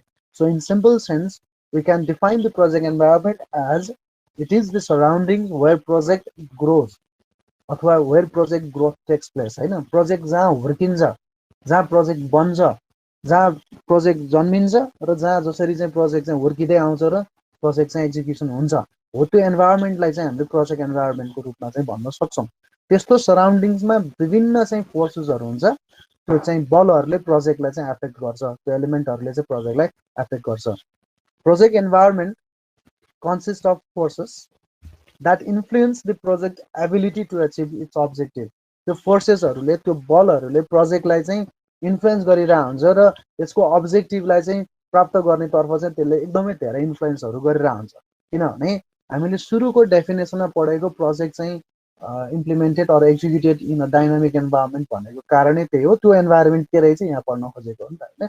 सो त्यो एन्भाइरोमेन्ट भनेको चाहिँ ऱ्यापिडली चेन्जिङ छ, स्ट्याटिक छैन। त्यही भएर त्यो इन्भाइरोमेन्टल चेन्जेसको आधारमा, इन्भाइरोमेन्टल चेन्जेस भन्ने बित्तिकै फेरि पल्युसन त्यो त्यतातिर मात्रै जानु भएन। त्यो डाइनामिक एन्भाइरोमेन्टमा जे जस्तो चेन्जेसहरू आउँछ त्यो चेन्जेसलाई चाहिँ कोप गर्नुपर्ने, त्यो इन्भाइरोमेन्टमा चेन्जेसमा, त्यो इन्भाइरोमेन्टको चेन्जेसमा भएका कुराहरूमा एडप्ट गर्नुपर्ने चाहिँ प्रोजेक्टले गरिराख्नुपर्छ। सो प्रोजेक्टले कन्टिन्युअसली एडप्ट गर्दै इन्भाइरोमेन्टको चेन्जेसलाई चाहिँ कोप गर्दै प्रोजेक्ट चाहिँ हुर्किनुपर्छ, ग्रोथ हुनुपर्छ, प्रोजेक्ट चाहिँ फेजेस पार गर्दै जानुपर्छ, तब चाहिँ प्रोजेक्ट सक्सेसफुली डेलिभर हुन सक्छ भनेर भन्छ। त्यही भएर प्रोजेक्ट चाहिँ हामीले त्यो रिजिड हुनुपर्छ होइन, स्ट्याटिक हुनुपर्छ भनेर हुँदैन। प्रोजेक्टको क्यारेक्टरिस्टिक्स त फ्लेक्सिबल हुनुपर्छ भन्ने कारणै त्यही हो नि त होइन। भनेको चेन्जिङ हुन्छ इन्भाइरोमेन्ट चेन्जेसमा भएका चाहिँ कारणले गर्दा प्रोजेक्ट चाहिँ रोकिनु भएन। प्रोजेक्टले त्यसलाई चाहिँ एडप्ट गर्दै इन्भाइरोमेन्टमा भएको चेन्जेसलाई चाहिँ कोप गर्दै प्रोजेक्ट अगाडि बढ्नुपर्छ भनेर भनेको हो। त्यसलाई चाहिँ प्रोजेक्ट इन्भाइरोमेन्टको रूपमा चाहिँ हामीले व्याख्या गर्न सक्छौँ। अब त्यस्तो इन्भाइरोमेन्टमा हामीले हेर्ने हो भने प्रोजेक्टको इन्भाइरोमेन्टमा 3 किसिमको फोर्सेसहरू हुन्छ, अर्थात् फ्याक्टर्स एफेक्टिङ दि प्रोजेक्ट। के फ्याक्टर्सहरूले चाहिँ एफेक्ट गर्छ भन्यो भने चाहिँ त्यस्ता 3 किसिमका इन्भाइरोमेन्ट हुन्छ। त्यो 3 किसिमको इन्भाइरोमेन्टलाई चाहिँ हामीले बुझ्नुपर्छ। प्रोजेक्टमा 3 किसिमको इन्भाइरोमेन्ट हुन्छ र त्यो इन्भाइरोमेन्टमा विभिन्न बलहरू हुन्छ अथवा फ्याक्टर्स एफेक्टिङ एलिमेन्टहरू हुन्छ। त्यो एलिमेन्टले प्रोजेक्टलाई एफेक्ट गर्छ भनेर बुझ्नु पर्यो। र त्यस्ता इन्भाइरोमेन्ट भनेको एउटा इन्टर्नल इन्भाइरोमेन्ट हो, अर्को टास्क अर स्टेक होल्डर्सको इन्भाइरोमेन्ट हो र तेस्रो भनेको एक्सटर्नल इन्भाइरोमेन्ट हो। सो यति स्लाइडसम्मको लागि बुझ्नुपर्ने कुरा नबोकिकन प्रोजेक्ट इन्भाइरोमेन्ट भनेको it is the surroundings where project grows or where project execution takes place. The surroundings are 3 kinds of the surroundings. There are 3 different types of the surroundings: internal, external, and tasks. This environment consists of factors affecting elements which influence the project. So project should continuously adapt the changes in the environment. भन्ने त्यति कुरा सम्झे भइहाल्यो हैन।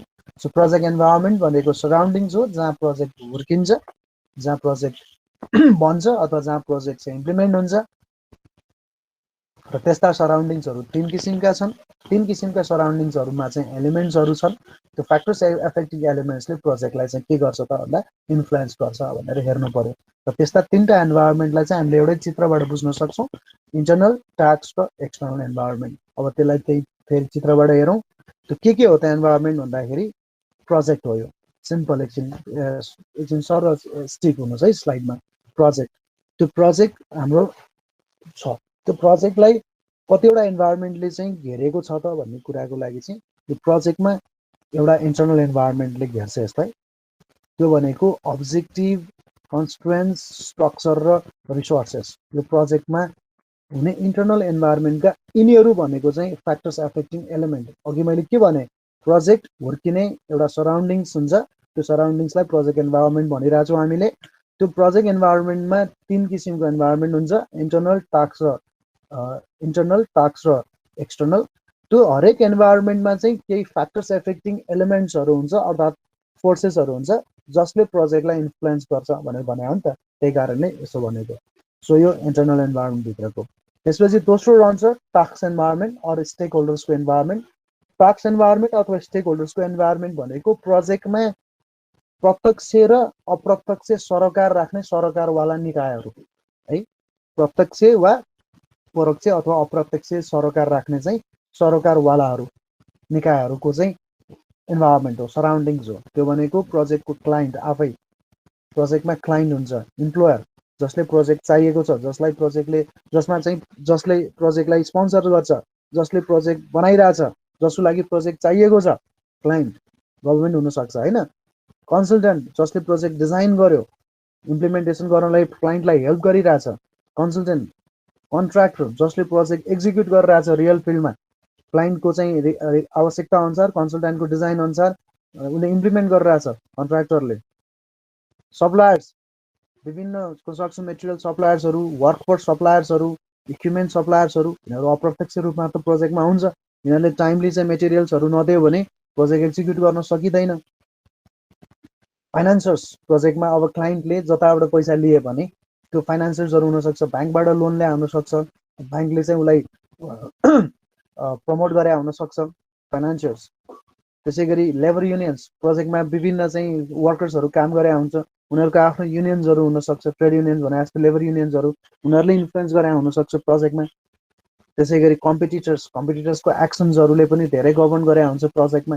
हैन विभिन्न कम्पिटिटर्सहरूले काम गरेर आउँछ त्यस्तै प्रोजेक्टहरुमा म्यानुफ्याक्चरिङ प्रोजेक्टमा हेर्ने हो भने त कम्पिटिटर्सको एक्सन चाहिँ एकदमै इम्पोर्टेन्ट हुन्छ त्यसै गरी आएर चाहिँ गभर्नमेन्टको इन्फ्लुएन्सहरू हुन्छ चेन्जेस इन दि लका कुराहरू हुन्छ गभर्नमेन्टको आफ्नो इन्फ्लुएन्सको कारण पनि हुन सक्छ यसरी टास्क एन्ड स्टेक होल्डर्स इन्भाइरोमेन्टमा हेर्दाखेरि चाहिँ त्यो प्रोजेक्टमा जे जति चाहिँ सरोकार राख्ने संस्थाहरू छन् त्यो सबै संस्थाहरूको आफआफ्नो चाहिँ टास्क हुन्छ र त्यसको कारणले गर्दाखेरि चाहिँ प्रोजेक्टमा इन्फ्लुएन्सेसहरू बढिरहेको हुन्छ र त्यो कुरालाई चाहिँ टास्क इन्भाइरोमेन्टको रूपमा हामीले हेर्न सक्छौँ अब यसमा प्रत्यक्ष रूपमा चाहिँ सरोकार राख्ने निकाय भनेको यो तीनटा हो क्लाइन्ट कन्सल्टेन्ट र कन्ट्र्याक्टर कन्स्ट्रक्सन म्यानेजमेन्ट भनेको यो तीनटालाई म्यानेज गर्ने हो हामीले हैन क्लाइन्ट कन्सल्टेन्ट र कन्ट्र्याक्टर 3 Cs को यिनीहरू चाहिँ प्रत्यक्ष रूपमा चाहिँ सम्मिलित भएका सरोकारवाला निकायहरू हुन् भने अरु जति पनि छन् तिनीहरू सबै चाहिँ परोक्ष रूपमा अर्थात् इन्डाइरेक्टली अथवा चाहिँ अप्रत्यक्ष रूपमा चाहिँ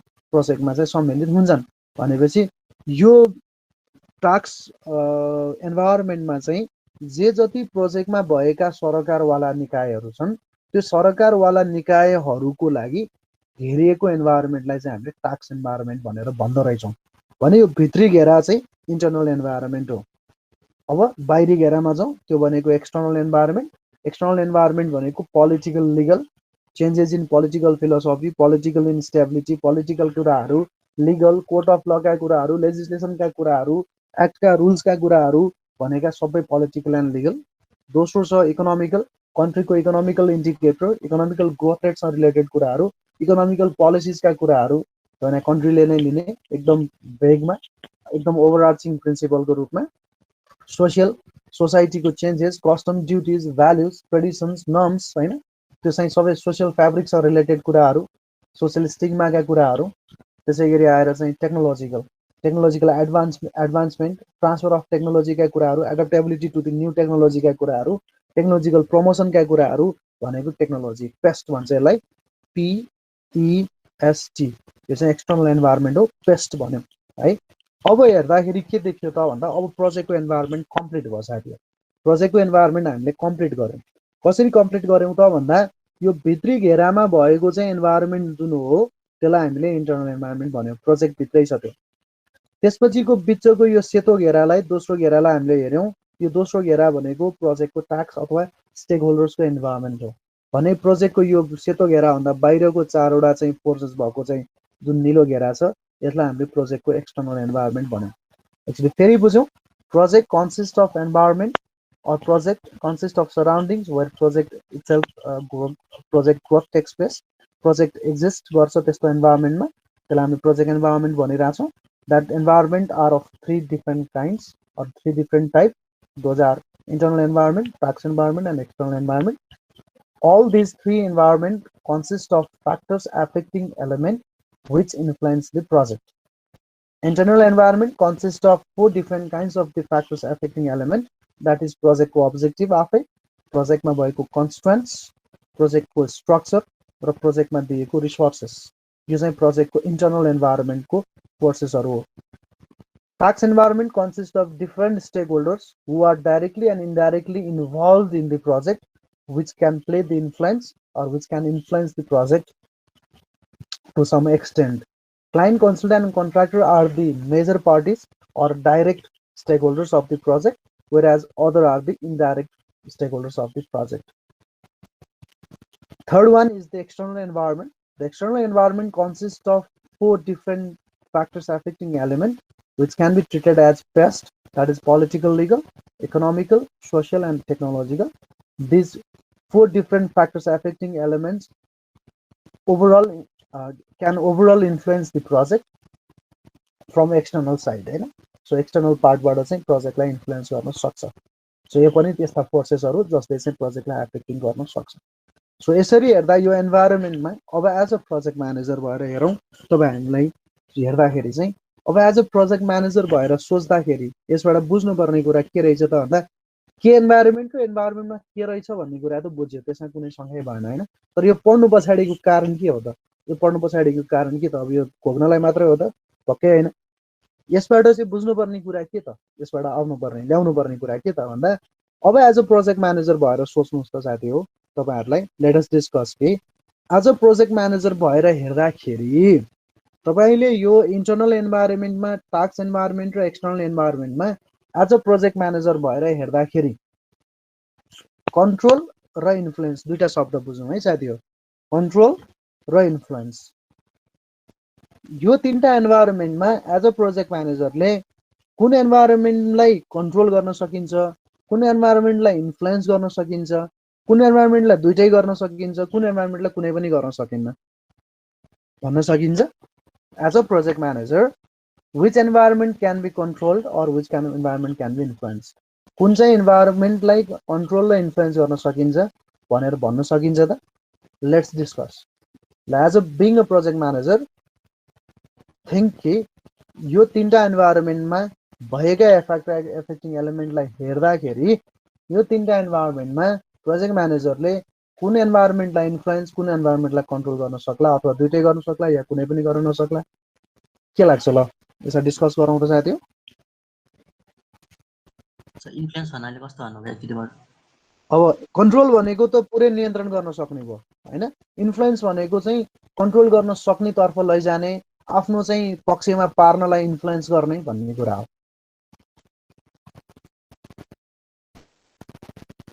आफूले भनेको जस्तो इनेबलिङ बनाउन खोज्नेलाई इन्फ्लुएन्स गर्ने भन्छ नि हैन इन्फ्लुएन्स गर्ने भनेको आफूले भने अनुसारको इनेबलिङ हुनको लागि आफूले खोजे जस्तो बनाउनको लागि इन्फ्लुएन्स गर्ने भयो कन्ट्रोल भनेको त कन्ट्रोल पुरै नियन्त्रण गर्न सक्ने भयो हैन त्यो कुराहरु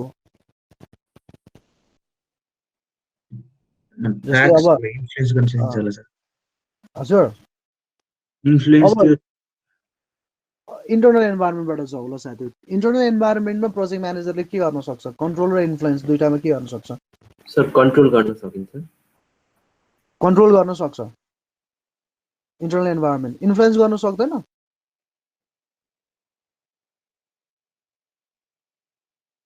इन्फ्लुएन्स गर्न सक्छ कि सक्दैन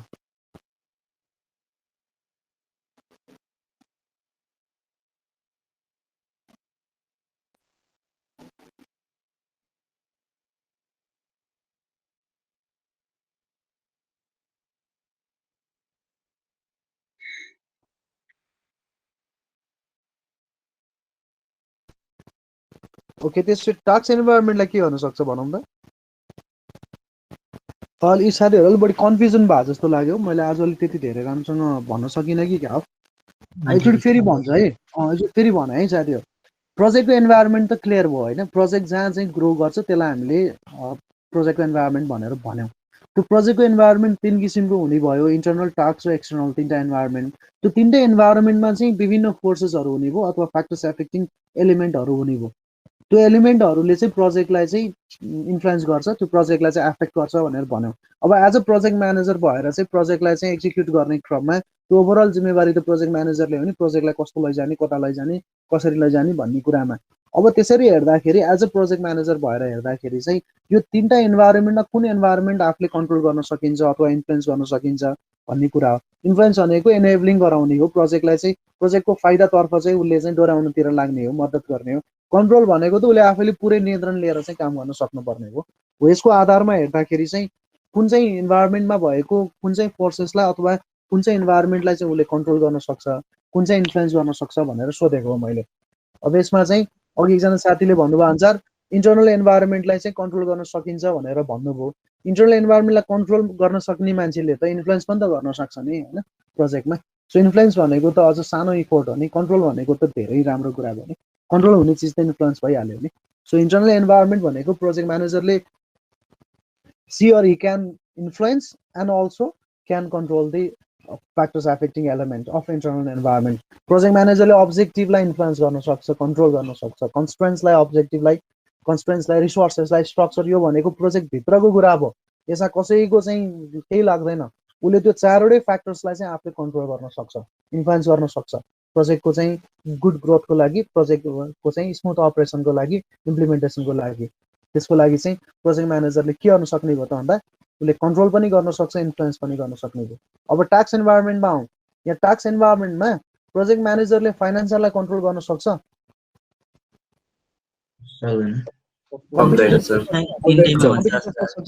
कम्पिटिटरलाई सक्छ सक्दैन गभर्नमेन्टलाई कन्ट्रोल गर्छ सक्दैन, सक्दैन। कसैलाई सक्दैन। उसले इन्फ्लुएन्स चाहिँ गर्न सक्छ। इन्फ्लुएन्स भनेको प्रोजेक्टको ग्रोथको लागि, प्रोजेक्टको चाहिँ आउटपुटको लागि, प्रोजेक्टको राम्रो पक्षको लागि उसले इन्फ्लुएन्स गर्न सक्छ, आफ्नो कुरा राख्न सक्छ होइन। तर इन्फ्लुएन्स गर्न सक्नेले कन्ट्रोलै गर्छ भन्ने होइन नि त। इन्फ्लुएन्स भनेको कुरा राख्ने हो, आफ्नो पक्षमा पार्न खोज्ने हो, त्यसरी चाहिँ इन्फ्लुएन्स गर्न सक्छ भने टास्क इन्भाइरोमेन्टलाई हेर्दा के देखियो त भन्दा उसले प्रोजेक्टको चाहिँ स्टेक होल्डर्सहरूलाई कन्ट्रोल गर्न सक्दैन, प्रोजेक्ट म्यानेजरले क्लाइन्टलाई कन्ट्रोल गर्न सक्दैन, कन्ट्र्याक्टरलाई इन्फ्लुएन्स गर्छ, कन्ट्रोल गर्छ कन्सल्टेन्टसँग, क्लाइन्टसँग मिलेर, त्यो अर्को कुरा भयो। तर यो टास्क इन्भाइरोमेन्टमा भएका सबैलाई चाहिँ उसले कन्ट्रोल गर्न सक्दैन। बट उसले के गर्न सक्छ, के गर्न सक्छ, इन्फ्लुएन्स गर्न सक्छ है। इन्फ्लुएन्स गरेर इनेबलिङ बनाउन खोज्छ, आफ्नो पक्षमा लिएर आउन खोज्छ, प्रोजेक्टको राम्रोको लागि चाहिँ उसले लड्न सक्छ, एडभोकेसी गर्न सक्छ भनेको हो इन्फ्लुएन्सको लागि। तर अब बाहिरी आउँदा एक्सटर्नल इन्भाइरोमेन्टमा प्रोजेक्ट म्यानेजरले के गर्न सक्छ, इन्फ्लुएन्स गर्न सक्छ, केही पनि गर्न सक्दैन। केही पनि मिल्दैन। Exactly political legal court of ल डिसिजन्सलाई, एक्टलाई, रुल्सलाई च्यालेन्ज गर्न सक्छ, अभियसली सक्दैन। न इन्फ्लुएन्स गर्न सक्छ, न कन्ट्रोल गर्न सक्छ। यो थर्ड इन्भाइरोमेन्ट जुन छ, त्यो थर्ड इन्भाइरोमेन्टमा प्रोजेक्ट म्यानेजरले कन्ट्रोल त अब सपनाकै कुरा भइहाल्यो, गर्न सक्ने कुरै भएन, अलिक रमाइलो हिसाबले भनेको, इन्फ्लुएन्स पनि गर्न सक्दैन। सो एक्सटर्नल इन्भाइरोमेन्ट भनेको neither it can be control nor influence by the project manager. So as सचमै प्रोजेक्टको यस्तो कम्प्लेक्स इन्भाइरोमेन्टमा प्रोजेक्ट एक्जिक्युट गर्नुपर्ने भएको कारणले नै प्रोजेक्ट चाहिँ ऱ्यापिडली चेन्जिङ इन्भाइरोमेन्टमा प्रोजेक्ट हुर्काउनुपर्छ अथवा चाहिँ आउटपुट दिनुपर्छ भने त्यो प्रोजेक्ट चलाउनु सजिलो कहाँ छ त यार साथीहरू। त्यसरी सजिलोसँग ल्याबभित्र चला जस्तो हो र प्रोजेक्ट हेर्नुहोस् त, यतिका धेरै चाहिँ फ्याक्टर्स एफेक्टिङ एलिमेन्टहरूलाई म्यानेज गर्दै गर्दै टाइमभित्र, कस्टभित्र, क्वालिटीभित्र चाहिँ प्रोजेक्टलाई एक्जिक्युट गर्दै आउटपुट निकाल्ने भनेको अभियसली च्यालेन्जिङ जब हो। त्यही भएर त ह्यान्डसम स्यालेरी खान्छ नि प्रोजेक्ट म्यानेजरले, प्रोजेक्ट म्यानेज गरे बापतको होइन। That's how the environment can be defined. So in general project environment is a surroundings where project execution takes place or project growth takes place. This environment consists of three different types. There are three different types of the project environment, that is internal, task, and external environment. Each type of the environment consists of factor affecting element or factors affecting element or forces which influence directly or indirectly influence the project for the success or failure. Internal environment consists of four different kinds of the forces, that is project objective, project constraint, project resources, and project structure, which these elements can be easily influenced and controlled by the project manager because these all are inside the project control. The second environment is the task environment, which is also known as stakeholders environment. Project consists of different kind of the stakeholders which are directly and indirectly involved in the project. Project manager can influence the stakeholders towards the achievement of the objective of the project, towards the growth of the project, but cannot control the all stakeholders within the project. And similarly, there is the third environment, which is also known as external environment, which is outside the project. And these outside the environment consist of four different kinds of the forces or factors affecting element. These are political, legal, economical, social, and technological. Project manager cannot either control or influence the external environment. So भोलि रिक्स भनेको कुरा पनि ठ्याक्कै यही नै हो क्या। रिक्स म्यानेजमेन्ट गर्दाखेरि पनि हामीले यो भित्रबाट उठेका रिक्सलाई चाहिँ कन्ट्रोल गर्न सजिलो हुन्छ, यहाँबाट उठेकालाई चाहिँ उसले इन्फ्लुएन्स गर्दै चाहिँ म्यानेज गर्नेतिर लाग्छ भने एक्सटर्नलबाट उठेका चाहिँ रिक्सहरू भनेका फोर्स मेजरको रूपमा आउँछन् क्या, त्यो आफूले कन्ट्रोल गर्नै सकिँदैन नि होइन, त्यही अनुसार कोप गर्दै जानु पर्यो। This is how project environment can be defined. ठिक छ त साथी हो? सर यो कन्स्ट्रेन्ट्सको कुरा एकचोटि अझै भन्दैन? एक्ज्याक्टली, कन्स्ट्रेन्ट्स भनेको प्रोजेक्टमा भएको लिमिटेसन्स इन टर्म्स अफ के रे? अर्को कुनै साथीले भनिदिनुहोस् त। प्रोजेक्टको limitations, time, cost and quality, यो तीनवटा चाहिँ स्कोप हो साथी हो। कन्स्ट्रेन्ट्स भनेको त्यही नै हो, लागत अनुमान जति पनि चाहिन्छ भनेर भन्न सकिन्न, एउटा तोकिएको लागत अनुमान अर्थात् तोकिएको चाहिँ आयोजनाको लागत। अघि नै हामीले भन्यो नि टोटल प्रोजेक्ट कस्ट, त्यसै गरी तोकिएको योजनाको तालिका अर्थात् प्रोजेक्टको ड्युरेसन, त्यो भनेको प्रोजेक्टको समयावधि, र तोकिएको टेक्निकल पर्फर्मेन्स अर्थात् कुन क्वालिटीको काम गर्ने भनेको स्पेसिफिकेसन, यो चाहिँ यसको स्कोप हो। त्यो कन्स्ट्रेन्ट्स चाहिँ अब असाध्यै धेरै नै प्रब्लम आएर चाहिँ फ्लेक्सिबल अप्नाउनु पर्यो भनेको हकमा मात्रै हो, होइन भने तोकिएको लागत अनुमानभित्र तोकिएको समयावधिभित्र र तोकिएको गुणस्तरको काम गर्ने भनेको चाहिँ कन्स्ट्रेन्ट्स हो, लिमिटेसन्स हो। हामीसँग रिसोर्सेस स्कार्स छ, एबन्डेन्ट रिसोर्सेस हुँदैन, त्यही भएर दिएको रिसोर्सेसभित्र प्रोजेक्टलाई एक्जिक्युट गर्नुपर्छ र त्यसलाई हामीले कन्स्ट्रेन्ट्स भनेर भन्छौँ। त्यही भएर त हो नि प्रोजेक्ट म्यानेजरले चाहिँ सबै कुराको म्यानेज र इन्फ्लुएन्स कन्ट्रोल गर्दै जानुपर्छ भन्ने कुरा हो। ठिक छ, कन्स्ट्रेन्ट्सलाई बुझ्यो साथी?